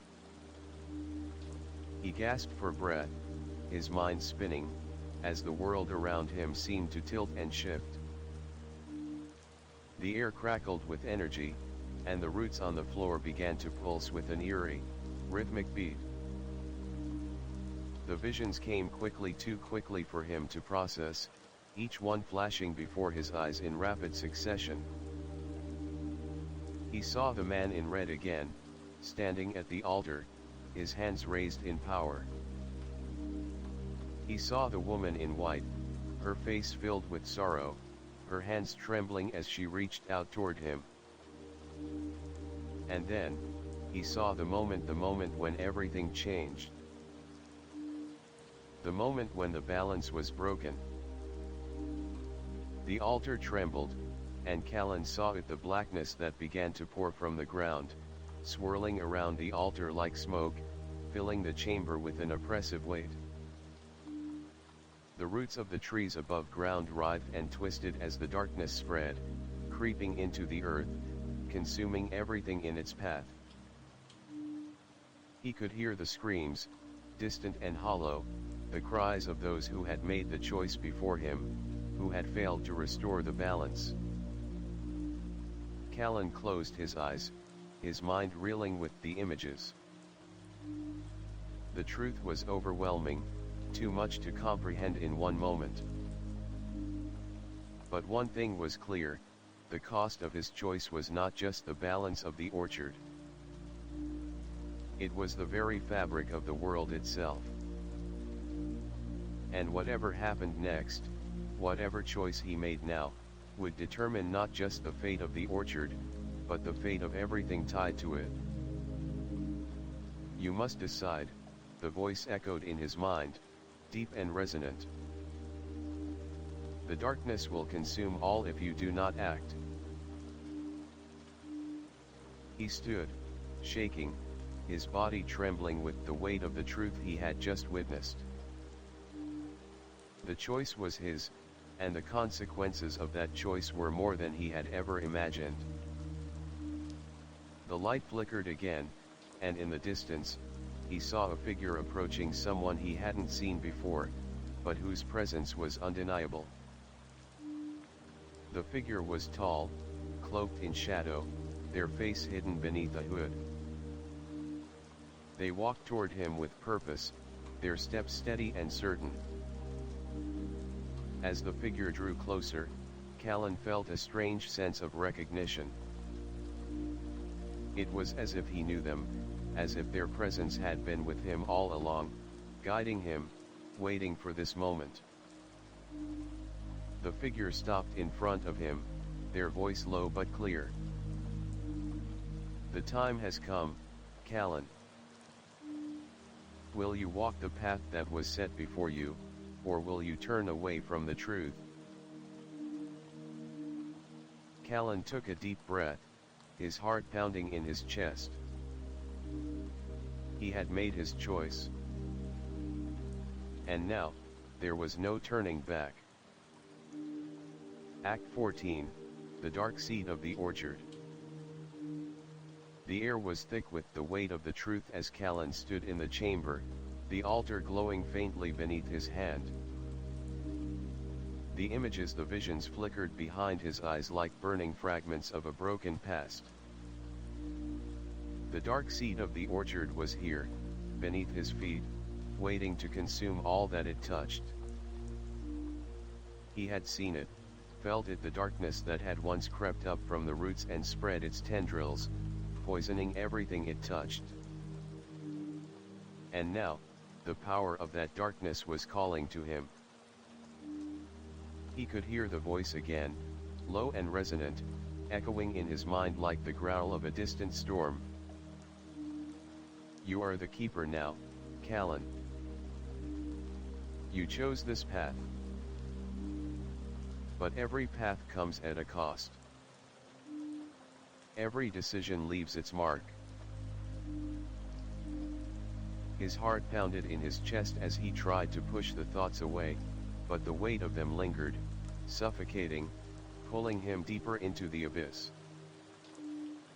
The passage was still behind him, but the path ahead felt like it had no end. He had crossed a line, a threshold, and now there was no turning back. In the distance, the figure in the shadows was still moving toward him. As they approached, Callan could make out their features more clearly. They were tall, with a long cloak that seemed to absorb the light around them. The hood was drawn low, obscuring their face in darkness, but their presence was undeniable, powerful and ancient, like the land itself. It was the same presence he had felt when he touched the pedestal, when he chose to step into this cursed place. "Who are you?" Callan asked, his voice trembling, but his feet remained planted firmly on the ground. He wasn't sure if he could trust the words that came from his mouth. There was a part of him that wanted to run, wanted to turn back to the warmth of the orchard, to the peace that now seemed so distant. But he couldn't. He had made his choice. And the cost was already unfolding. The figure stopped before him, their presence towering like an ancient mountain, their voice deep and resonant as it filled the chamber. "I am the Watcher," they said simply. "I have been here long before you, and I will remain long after you are gone. I am the keeper of this place, the one who watches as all paths converge." Callan's heart skipped a beat. The Watcher. He had heard the name before, felt the weight of it. But now, standing before this figure, it felt like the final piece of a puzzle snapping into place. "What is this place?" Callan asked, his voice barely above a whisper. "What is the orchard? What happened here?" The Watcher tilted their head slightly, as if considering the question. Their eyes glowed faintly beneath the hood, a piercing light that seemed to see through him, past him. The orchard is not just a place, the watcher replied. It is a living entity, a nexus where time, life, and memory converge. It holds the stories of those who have come before, and it will hold the stories of those who come after. But the orchard is dying, Callan. The balance has been broken. Callan's pulse quickened as the weight of their words settled in his chest. The orchard was dying. He had thought it was a place of peace, of rest, but now it seemed so much more, so much darker. The power that pulsed beneath the earth, the energy that had once been a source of life, was now a source of decay. What happened? Callan asked, his voice hoarse with the weight of the question. Why did it break? The watcher stepped closer, their presence growing stronger. The air around Callan seemed to grow colder, the temperature dropping with every word they spoke. The man in red and the woman in white, those who came before you, sought to control the orchard's power. They thought they could harness it, use it for their own purposes. But they didn't understand it. They didn't understand that the orchard's power is not something to be controlled. It is something to be respected. And when they broke the balance, they unleashed something far darker than they could have ever imagined. Callan took a step back, his eyes wide with fear. The orchard had not been a simple garden. It was a force, an ancient power that bound time, memory, and reality itself. And now, because of the choices made long before him, that power was unraveling. The darkness, the watcher continued, was always there, waiting. The orchard's power, its very life force, is tied to the earth itself. When the balance was broken, the darkness began to rise. It feeds on fear, on greed, on the desire for control. And now, it threatens to consume everything. Callan felt a chill run through him as the watcher's words sank in. The darkness wasn't just an external force, it was born from within. From the choices made by those who had come before him. The very power he had sought to restore was now his burden to bear. But what can I do? Callan whispered, his voice trembling. How can I stop it? The watcher's gaze softened, just slightly, but there was no warmth in their eyes. You must make another choice, Callan. The orchard has given you the gift of understanding. But now, you must decide whether you will face the darkness head-on or allow it to consume you. There is no in-between. Callan's mind was spinning. The weight of the decision before him was overwhelming.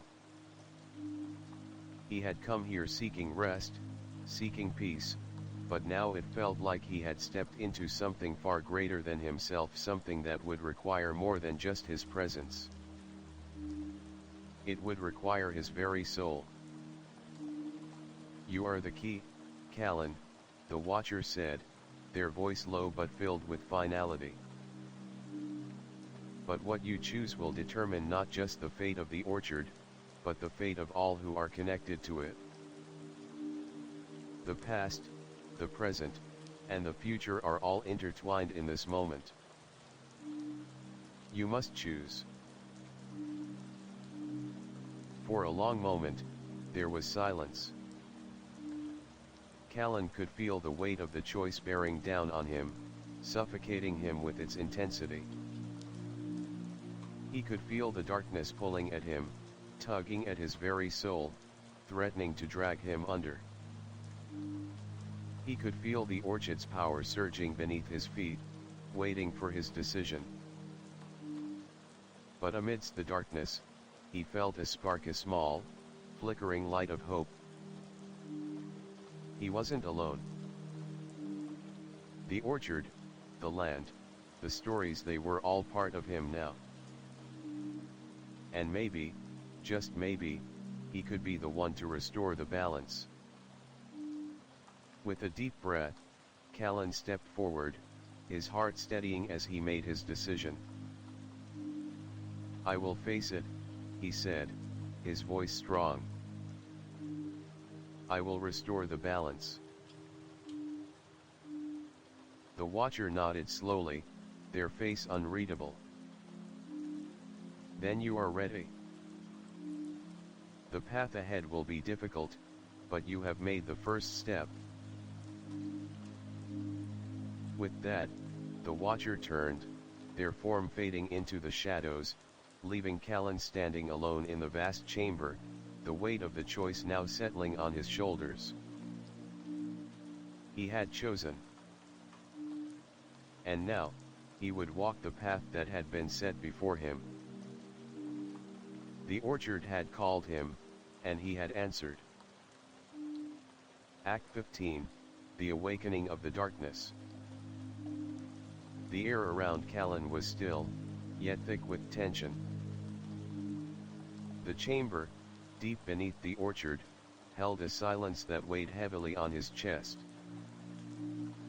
He could feel the darkness rising around him, swirling like a storm, its tendrils creeping into his very soul. But now, after making his choice, there was no turning back. He had chosen to face it, to restore the balance. The darkness, a living force born from the broken balance of the orchard, pulsed beneath the ground like a heartbeat. Callan could feel its pull, an invisible thread wrapping around his body, tugging at him, urging him to turn away. But he held firm. His feet were planted on the earth, his resolve stronger than ever. He was the key. The watcher's words echoed in his mind, a constant reminder of the responsibility he had taken on. The path ahead will be difficult, but you have made the first step. Callan's mind raced with questions about the cost, about what he would have to sacrifice to restore the balance. The orchard was no longer just a place of peace and rest, it was a battlefield, one where the very fabric of the world hung in the balance. And it was up to him to save it. With a deep breath, he stepped forward into the darkness, the chamber around him flickering with the faintest traces of light. The roots beneath his feet seemed to stir, as though the land itself was alive, waiting for him to act. As he moved deeper into the chamber, the air grew colder. The roots twisted and turned, snaking through the ground, their tendrils reaching out toward him like fingers. The very earth seemed to shift beneath him, as if the darkness was trying to swallow him whole. And then, ahead of him, he saw it. A figure. The man in red. He stood tall and imposing, his face still obscured by the shadow of his hood. His hands were outstretched, his fingers curled as if grasping at something unseen. The darkness around him seemed to bend and twist, responding to his will, wrapping itself around the man like a cloak. The man in red turned toward Callan, his eyes glowing faintly beneath the hood, and for the first time, Callan saw the full force of his presence. The air seemed to hum with power, and the ground trembled beneath their feet.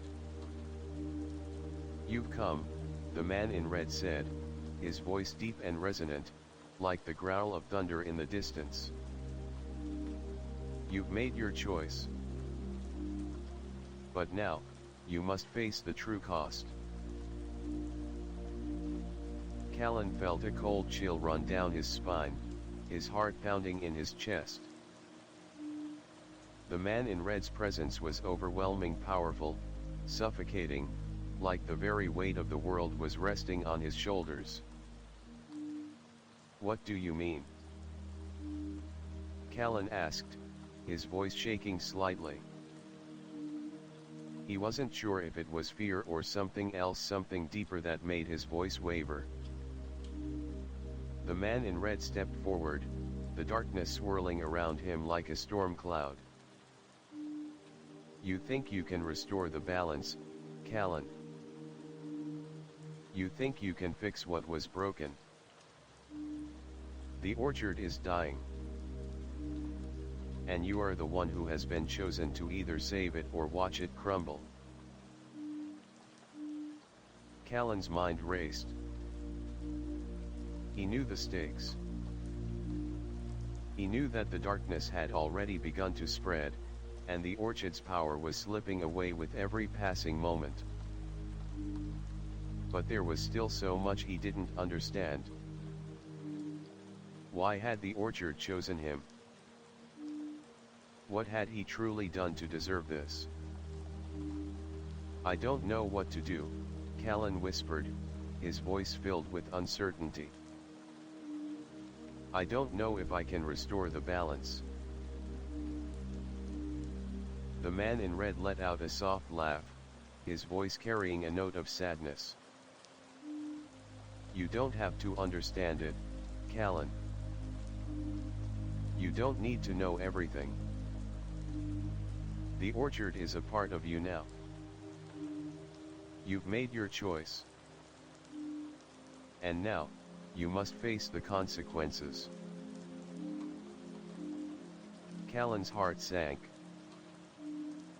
The man's words were heavy, but they weren't meant to comfort him. They were meant to challenge him.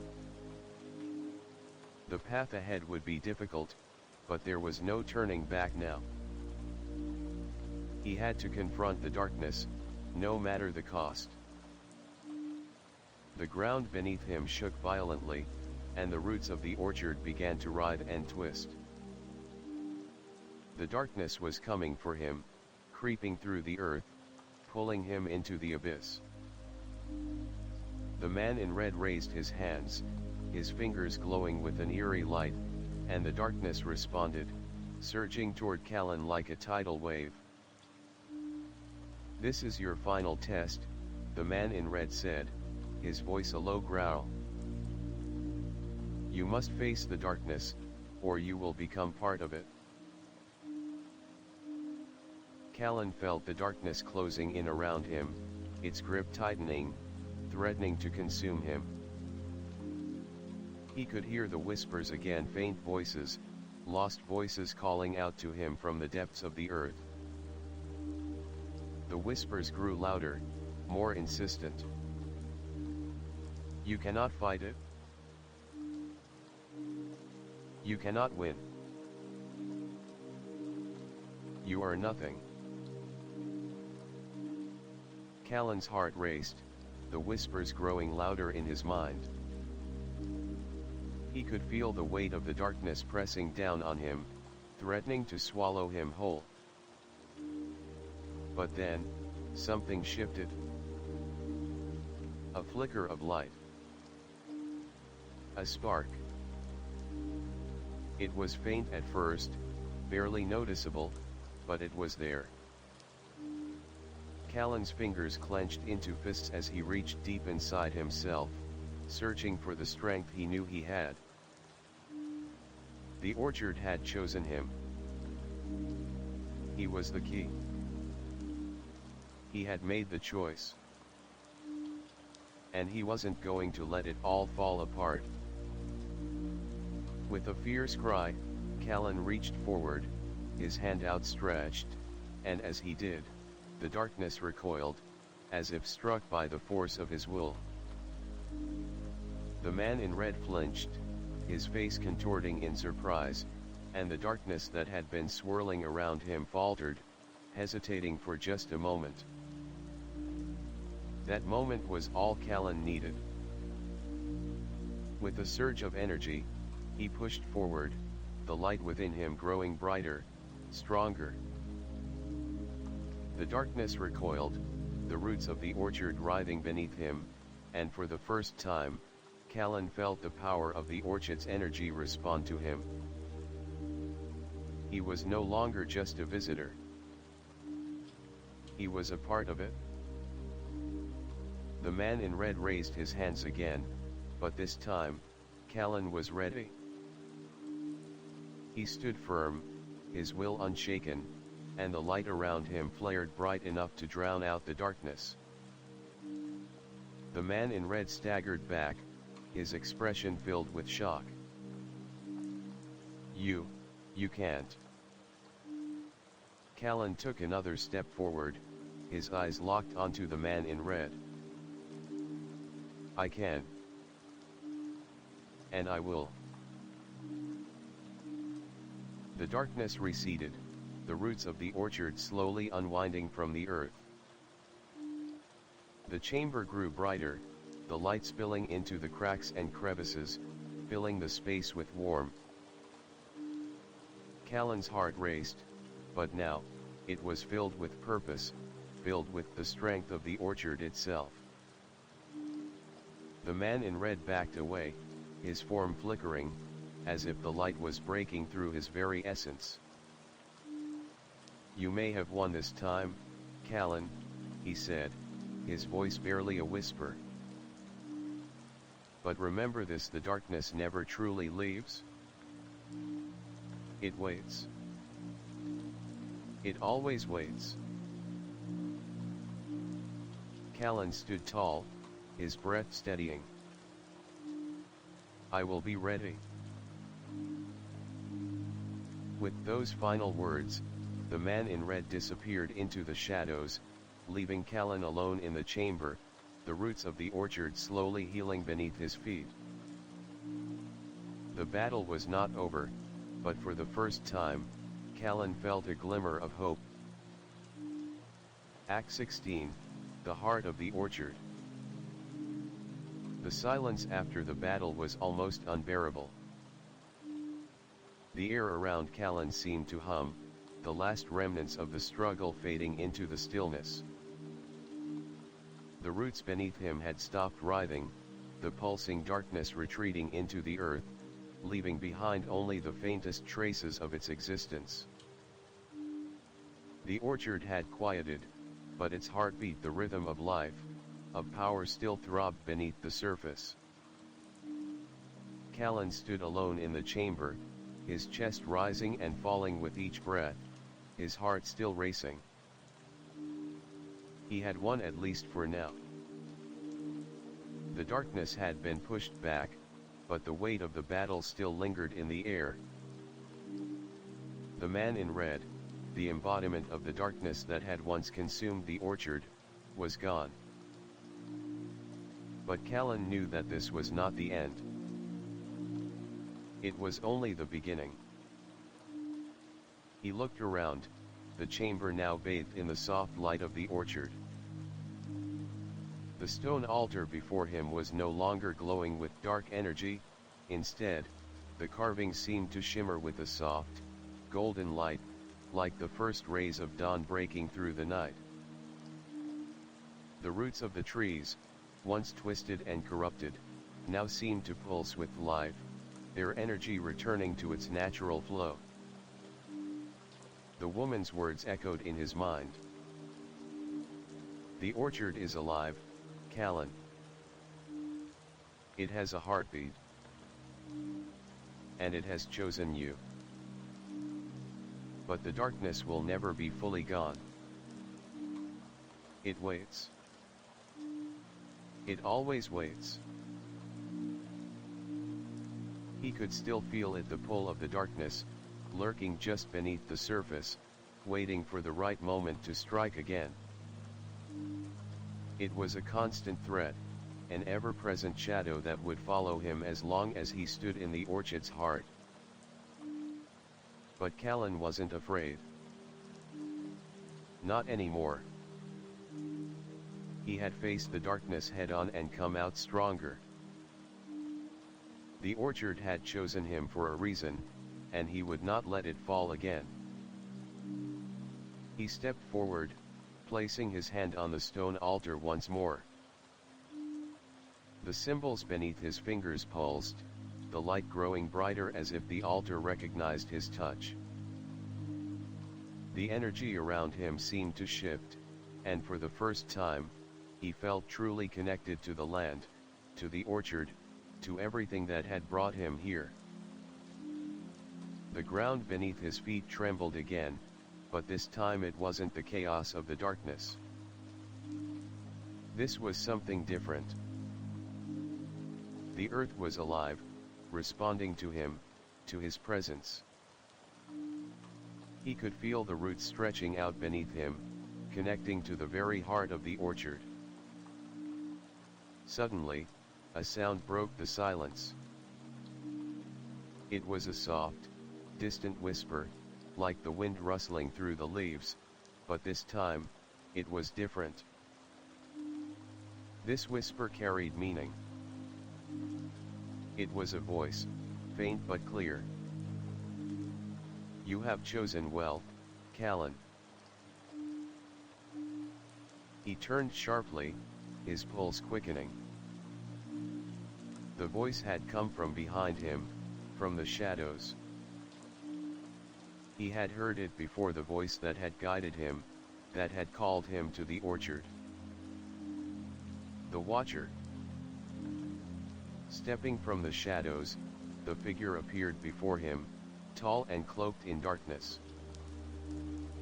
Their face was still obscured by the hood, but Callan could feel the weight of their gaze. The Watcher was not just an observer. They were a part of the orchard, a part of its history, its power. "You've done it," the Watcher said, their voice low and resonant. "You've faced the darkness and won. But you know this victory is only temporary. The balance has been restored, but it will not stay that way forever." Callan's heart sank. "What do you mean?" "I've restored the balance. The darkness is gone." The Watcher's gaze softened, though their expression remained hidden. "The darkness is never truly gone, Callan.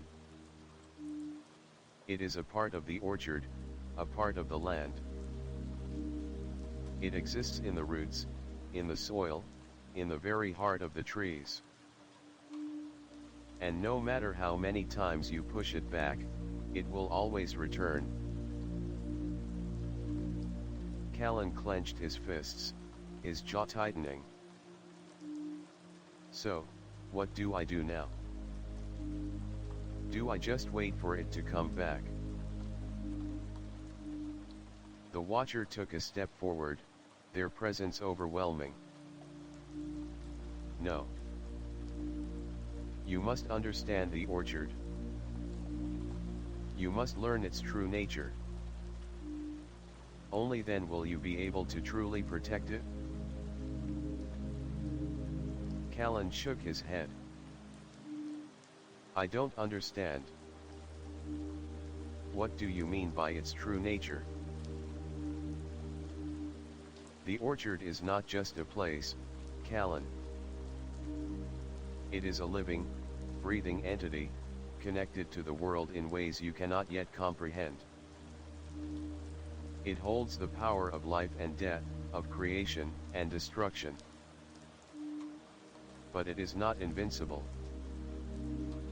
It needs someone to protect it, someone who can understand its heart and its soul." The Watcher's voice grew softer, more urgent.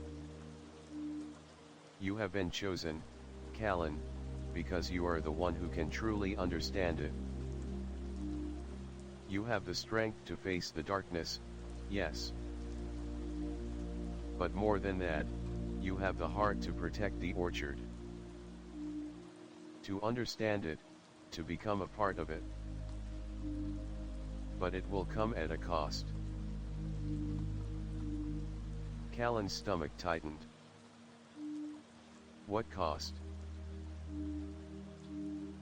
The cost of knowing, the Watcher said. The cost of seeing what others cannot. The cost of becoming one with the orchard. You will feel its pulse in your blood, its energy in your soul.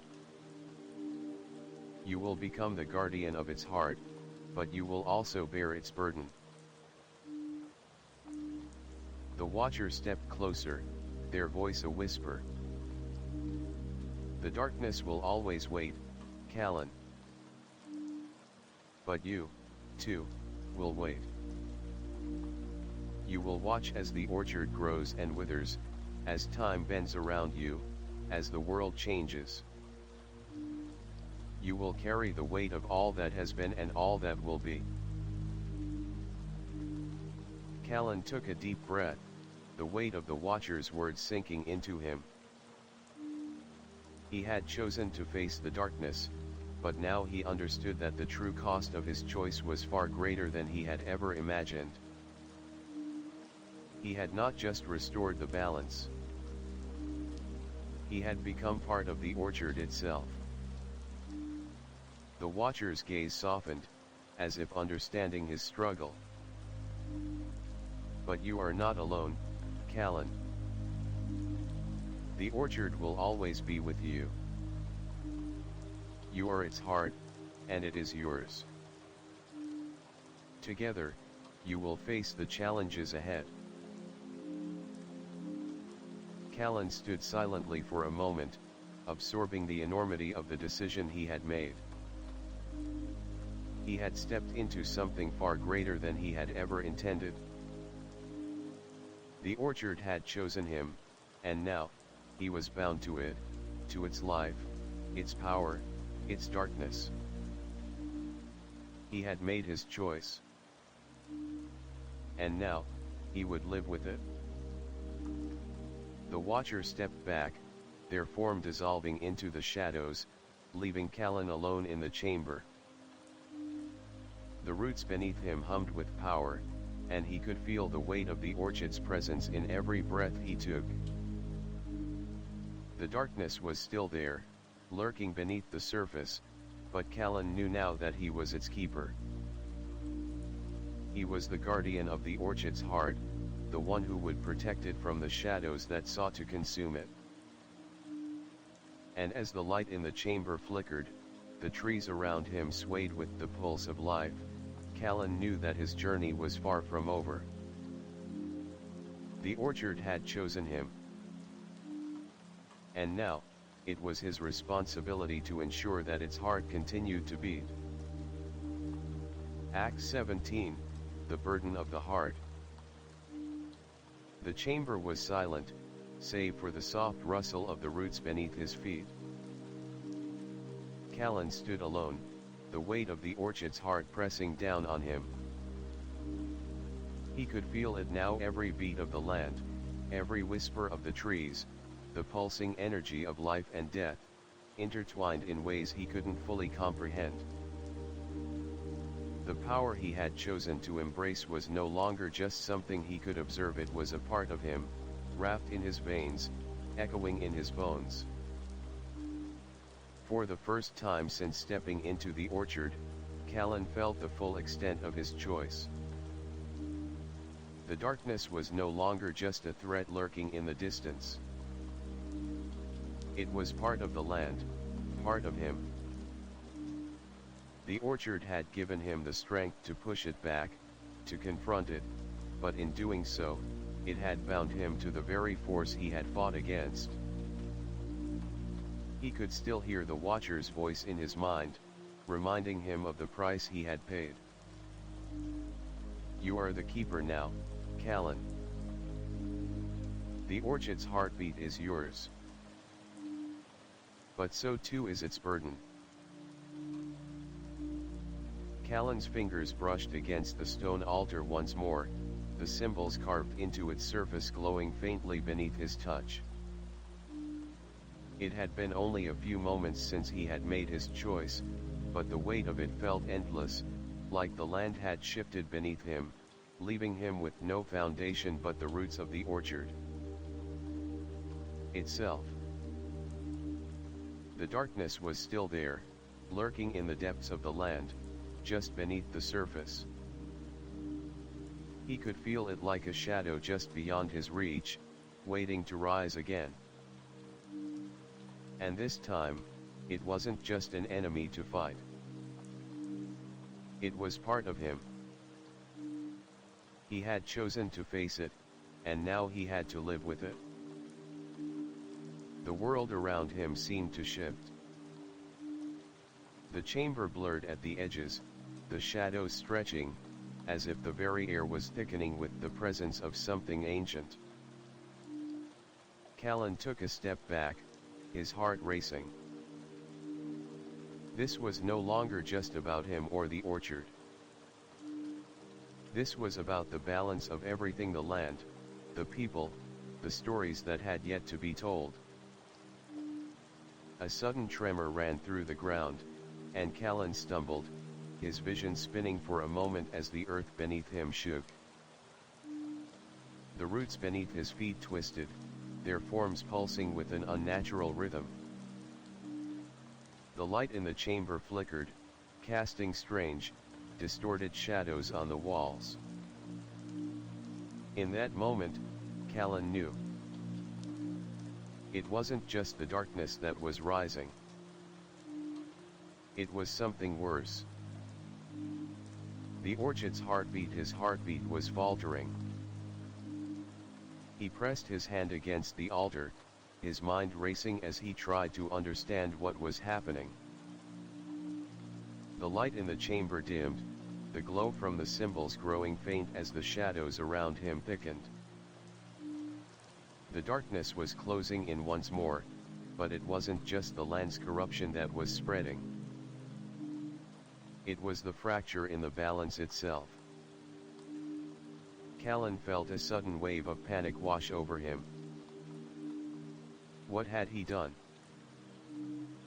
He had made the choice to become the orchid's keeper, but in doing so, he had bound himself to its very soul.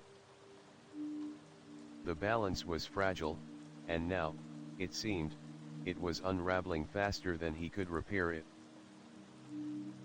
The darkness, the Watcher's voice echoed in his mind once again, soft but firm, is not just an external force.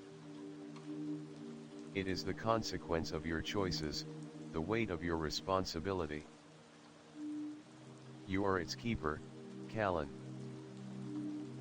And with that comes the burden of every life, every choice, every heartbeat that pulses through this land. Callan closed his eyes, trying to steady his breath. The darkness was not just a force to be fought, it was a manifestation of the imbalance that had always existed within the orchard. His decision to take on the role of its keeper had brought him closer to the land, to its very core. But it had also brought him closer to the darkness that lurked in its roots. He had fought the darkness before. But now, it wasn't just a threat. It was a part of him. And the land, the orchard, was beginning to suffer for it. Another tremor ran through the ground, this one stronger, sending Callan to his knees. The light from the symbols on the altar flickered violently, and the shadows in the chamber seemed to twist, stretching toward him like dark, hungry tendrils. He could feel the land around him, its pulse quickening, the rhythm of its heartbeat becoming erratic, as if it were struggling to stay alive. "No," Callan whispered, his voice trembling. "This can't be happening." He rose to his feet, his hand gripping the altar as he tried to steady himself. He had made the choice to become the orchid's keeper. But now, the weight of that choice was threatening to tear everything apart. The darkness was too strong. The balance was too fragile.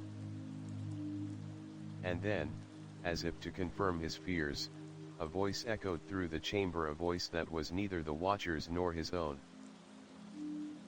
"The land is dying, Callan."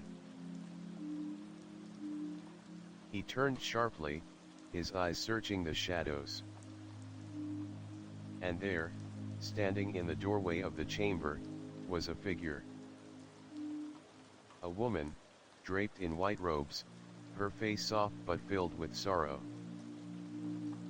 Her eyes were the color of the orchid's roots, deep, earthy brown, and they seemed to hold the weight of centuries within them. The woman stepped forward, her movements graceful and slow. She was familiar to Callan, though he could not place why. There was something in her presence that felt both like a warning and a promise.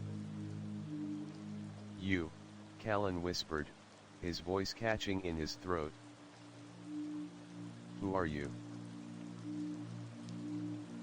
The woman's lips curved into a faint smile, but it was a smile filled with sadness. "I am the one who came before you, Callan. The one who made the same choice. The one who failed." Callan's heart sank. The woman's words struck him like a dagger to the chest. "Failed? I don't understand," Callan said, stepping forward. "You, what happened? Why is the orchard dying?" The woman looked down at the ground, her gaze filled with sorrow. "The orchard is tied to time itself. The balance of its life force is delicate, fragile. And when we tried to control it, to manipulate it for our own purposes, we broke it. We didn't understand the consequences. The darkness that rose wasn't just a force we could fight. It was the consequence of our actions." Callan shook his head. "But I didn't do what you did. I tried to restore the balance."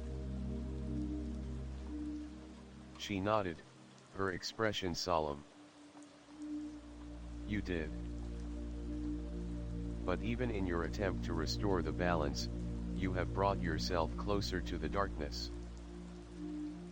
The orchid's heartbeat is tied to you, Callan.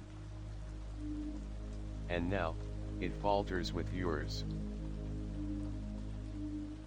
He stepped back, his heart racing.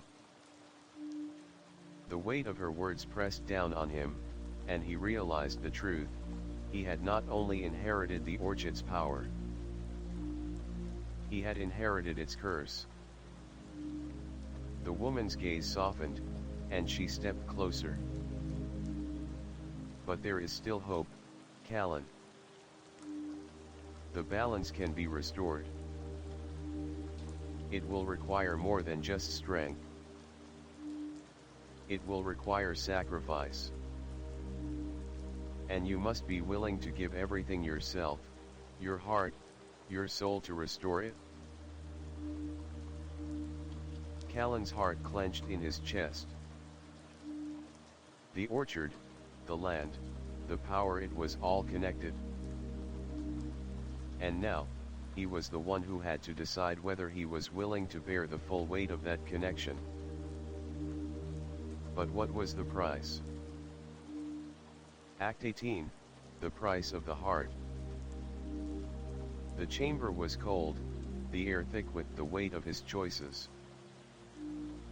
Callan stood at the edge of the altar, his hands still resting on the stone, his fingers tracing the familiar carvings that pulsed with a quiet, ancient power. The woman who had appeared before him, the one who had warned him of the orchard's true cost, was now gone, leaving only the silence of the chamber and the quiet hum of the earth beneath his feet. He could still feel the faint pulse of life in the ground, the heartbeat of the orchard. But it was weak, faltering, like the final breaths of a dying animal. The darkness, that ever-present shadow, was growing, its tendrils reaching deeper into the heart of the land, seeking to choke out the light. Callan's breath quickened. The weight of his decision pressed down on him like an immovable force. The woman had told him the truth, the orchard's heart and his were intertwined. His very essence had become bound to its life force, and now, as the orchard faltered, so too did he. The price of his choice was not just the power he held, but the consequences of it, the weight of the world resting on his shoulders. He stepped away from the altar, his mind swirling with the echoes of the woman's words. The balance can be restored, but it will require sacrifice. What sacrifice? What did it truly mean to restore the balance? He had been chosen to protect the orchard, to safeguard its power, but the darkness was not just a force to fight.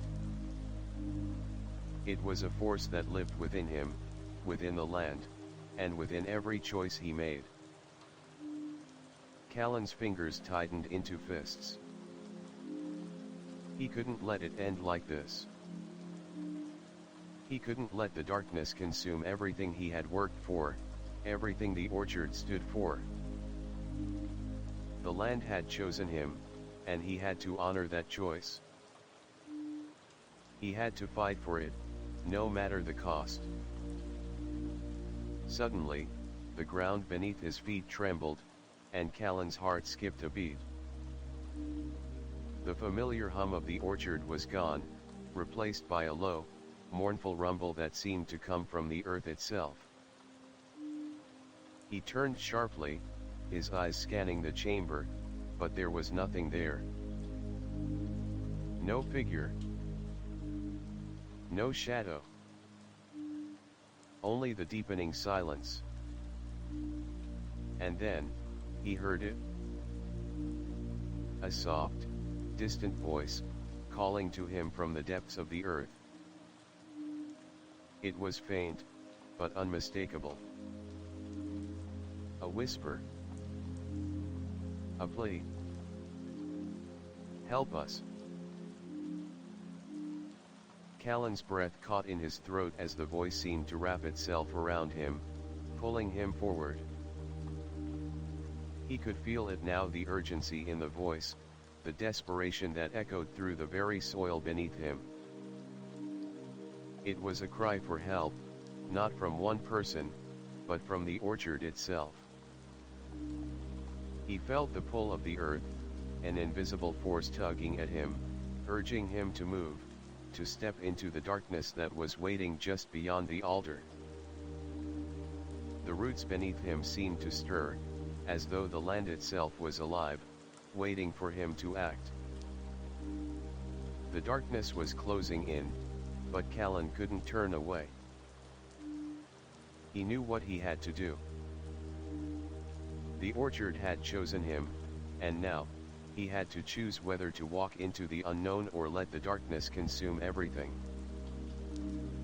He reached out and placed his hand on the altar once more. The symbols beneath his fingers began to glow, brighter than before, their light pulsing with an energy he had never felt.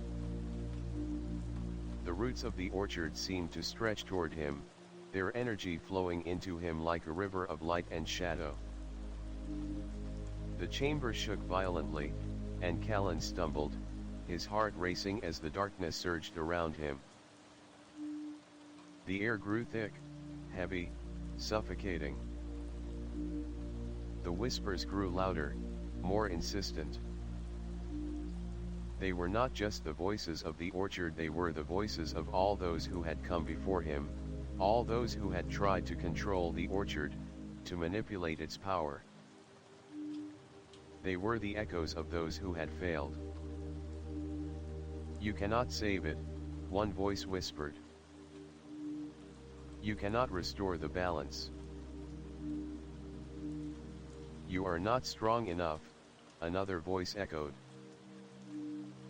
But amidst the whispers, there was a new voice, strong, steady, and filled with resolve. "You are the keeper. You have the power." Callan closed his eyes, his mind racing. He could feel the weight of the voices pressing against him, but he knew he could not give in to them. The darkness was powerful, but he was more than just a man. He was the keeper of the orchard, the one who held its heart. The orchard had chosen him, and he would not fail. He opened his eyes, his resolve hardening. He took a deep breath, gathering the strength that had been building inside him since he first stepped into the orchard. The power of the land, of the roots, of the very heartbeat of the orchard flowed through him, and for the first time, he felt its full weight. He was not alone. The orchard was with him. He stepped forward, his hand outstretched toward the darkness that still lingered in the chamber. The air crackled with energy as he reached out, his fingers brushing against the edges of the shadow. The darkness recoiled for a moment, as if it were afraid of him, afraid of the power he now held. "You cannot control me," the darkness hissed, its voice full of venom. "You cannot control the orchard." But Callan's grip tightened, and the darkness faltered.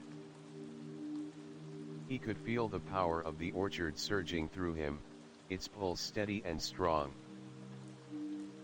"I don't need to control it," Callan said, his voice steady. "I only need to protect it." With that, he stepped into the darkness. The air around him seemed to explode with energy, and for a moment, Callan thought he might be consumed by it. But he stood firm, his resolve unwavering. He had made his choice. The darkness could not touch him, not while he held the orchard's heart within him. The world seemed to shift, the darkness ebbing and flowing around him like a storm. And then, slowly, it began to recede, pulled back by the force of Callan's will. The orchard's heartbeat quickened, its energy flowing back into the land, restoring the balance that had been broken. The chamber fell silent again, the light from the altar flickering, then settling into a steady, calm glow. The roots beneath him seemed to settle, the earth beneath his feet firm once more. The darkness had been pushed back, at least for now. Callan took a deep breath, his body trembling with exhaustion. But as he stood in the chamber, feeling the pulse of the orchard beneath him, he knew one thing for certain: the battle was far from over. But he was ready. Act 19, The Echo of the Heart. The darkness had receded, but the air still felt thick with its presence. Callan stood in the heart of the orchard, the roots beneath him pulsating like the beating of a heart. He could feel it, the steady rhythm of life and death, of creation and destruction. The orchard was alive, but it was not the same as it had been. It was changed, scarred by the darkness that had once threatened to consume it. His breath was steady, but his heart pounded in his chest. The power he had called upon to push back the darkness was still there, swirling inside him, a part of him now. It was no longer just the power of the orchard. It was his power. The strength to face the darkness, to protect the land. But it came with a cost. A cost that Callan could not yet fully comprehend. You cannot fight it forever. The voice of the watcher echoed in his mind, soft but insistent. The darkness will always return. And you will have to face it again. Callan clenched his fists, the weight of the words pressing down on him. The watcher was right. The battle was far from over. The darkness may have been pushed back for now, but it was only waiting for the right moment to rise again. And when it did, would he be ready? Would he be strong enough to face it? He looked around the orchard, the trees standing tall and silent, their leaves rustling softly in the breeze. The light from the altar had faded, leaving behind only the faint glow of the symbols etched into the stone. The roots beneath him were still, their energy flowing in a steady pulse. But something was wrong. He could feel it in the air, in the very earth beneath him. The balance was fragile. And though he had restored it, he could sense the fractures in the land, the cracks in its foundation. The orchard was still alive, but it was wounded. And it was up to him to heal it. But how? A sudden chill ran through the air, and Callan's breath caught in his throat. The familiar presence of the watcher filled the space around him. He turned quickly, his heart racing, and found the figure standing before him, cloaked in shadow. The darkness is not gone, Callan, the watcher said, their voice heavy with the weight of centuries. You've done what you could, but the cost of restoring the balance is more than just pushing back the shadows. The heart of the orchard has been touched by the darkness, and its wound runs deep. To heal it, you must understand what lies beneath. What lies beneath? Callan asked, his voice low, uncertain. The watcher stepped forward, their gaze piercing through him. The orchard is not just a place of life. It is a nexus, a place where time and memory intertwine. But there are forces here, forces that have been buried for centuries. Forces that you cannot understand yet. The darkness you faced was only a fragment of the true power that lies beneath the orchard. Callan's stomach tightened. What are you saying? What power? The power of the orchard is tied to the world itself, the watcher continued, their voice growing softer, more contemplative. But it is not invincible. It can be corrupted, twisted, turned against itself. And the darkness, the force you fought against, is only a reflection of what happens when the balance is broken. There are things in the orchard that should never be awakened. But the darkness has stirred them, Callan. And now, they are waking. Callan took a step back, his mind spinning. He had thought the darkness was the only threat. But now, the watcher was telling him there was something more, something deeper beneath the orchard's roots. And if it was waking, what would it bring with it? What do I have to do? Callan asked, his voice barely a whisper. He could feel the weight of the responsibility settling on him again, pressing down on him like a mountain. You must descend, the Watcher said, their eyes locking onto his. You must go deeper into the orchid's heart, into the place where the balance was first broken. There, you will find the answers. But be warned, Callan, the further you go, the more you will see. The truth is not always what you want to know. Callan nodded, his throat tight. He didn't have a choice. He had already made his decision. The orchard had chosen him, and now he had to see it through. But what awaited him beneath the surface? What truths would he uncover? And at what cost? The Watcher stepped back, their form dissolving into the shadows, leaving Callan standing alone in the chamber once more. The roots beneath him shifted, pulling at him, urging him to follow. He could feel it, the pull of the orchid's heart, calling him to descend into the depths of its power. Without another word, Callan turned and made his way toward the passage. The darkness had not fully receded. It was still there, waiting, watching. But he was ready. Or at least, he had to be. The passage before him was narrow, the walls slick with moisture, the air thick with the scent of earth and decay. He moved forward, his footsteps echoing in the silence.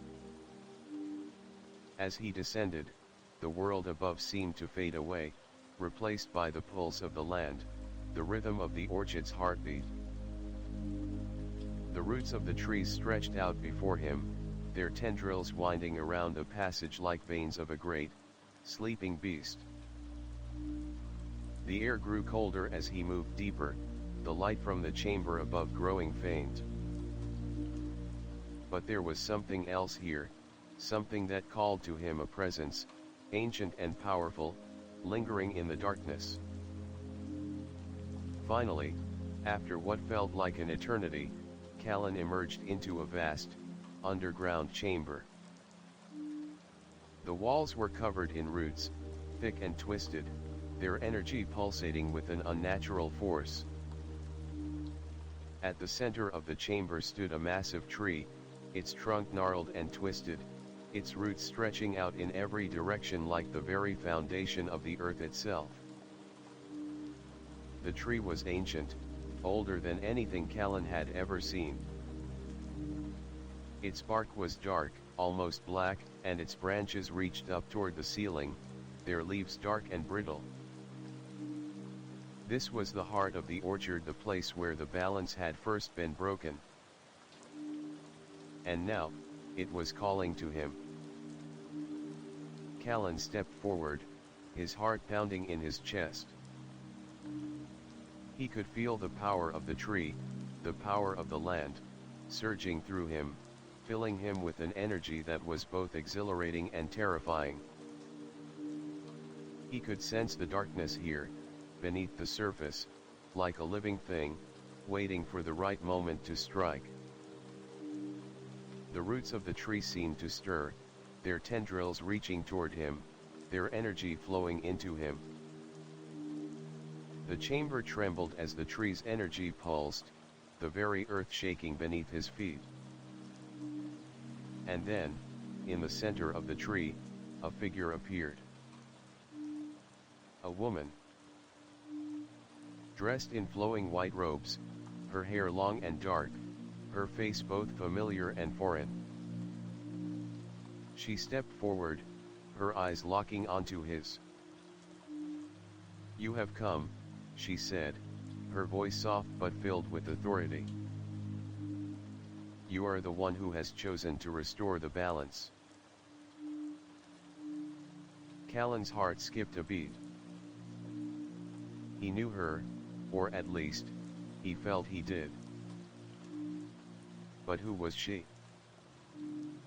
The balance, he repeated, his voice hoarse. What happened here? What is this place? The woman's expression softened.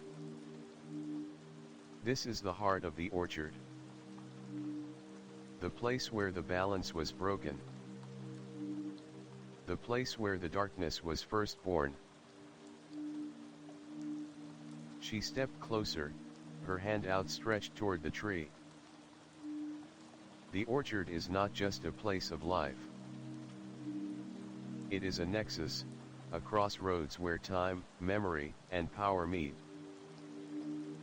And now, the darkness you fought, the darkness that lives within you, comes from here. From the heart of the orchard. And unless you understand it, unless you face it, it will destroy everything. Final act, the heart restored. The woman in white stood before Callan, her presence both familiar and mysterious. Her eyes locked onto his with an intensity that felt like she could see into his very soul. The chamber around them seemed to pulse with the power of the orchard, the roots beneath their feet humming softly, but the air was thick with the weight of their shared silence. Who are you? Callan asked, his voice rough, barely a whisper. The woman's gaze softened, and she took a step closer. I am part of the orchard, as you are now. I have been here for a long time, watching over the balance, protecting it from the darkness that seeks to destroy it. But that was before the heart of the orchard was broken.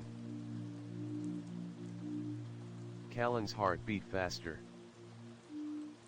You mean, the darkness? It came from here. The woman nodded slowly, her expression sad. Yes. The darkness was born from the heart of the orchard, when the balance was broken. It was a consequence of the choices made long ago.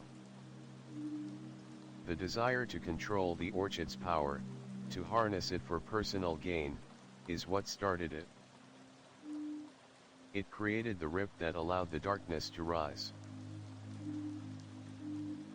She stepped closer to the massive tree at the center of the chamber, its roots curling like fingers into the earth, and placed her hand gently on its trunk.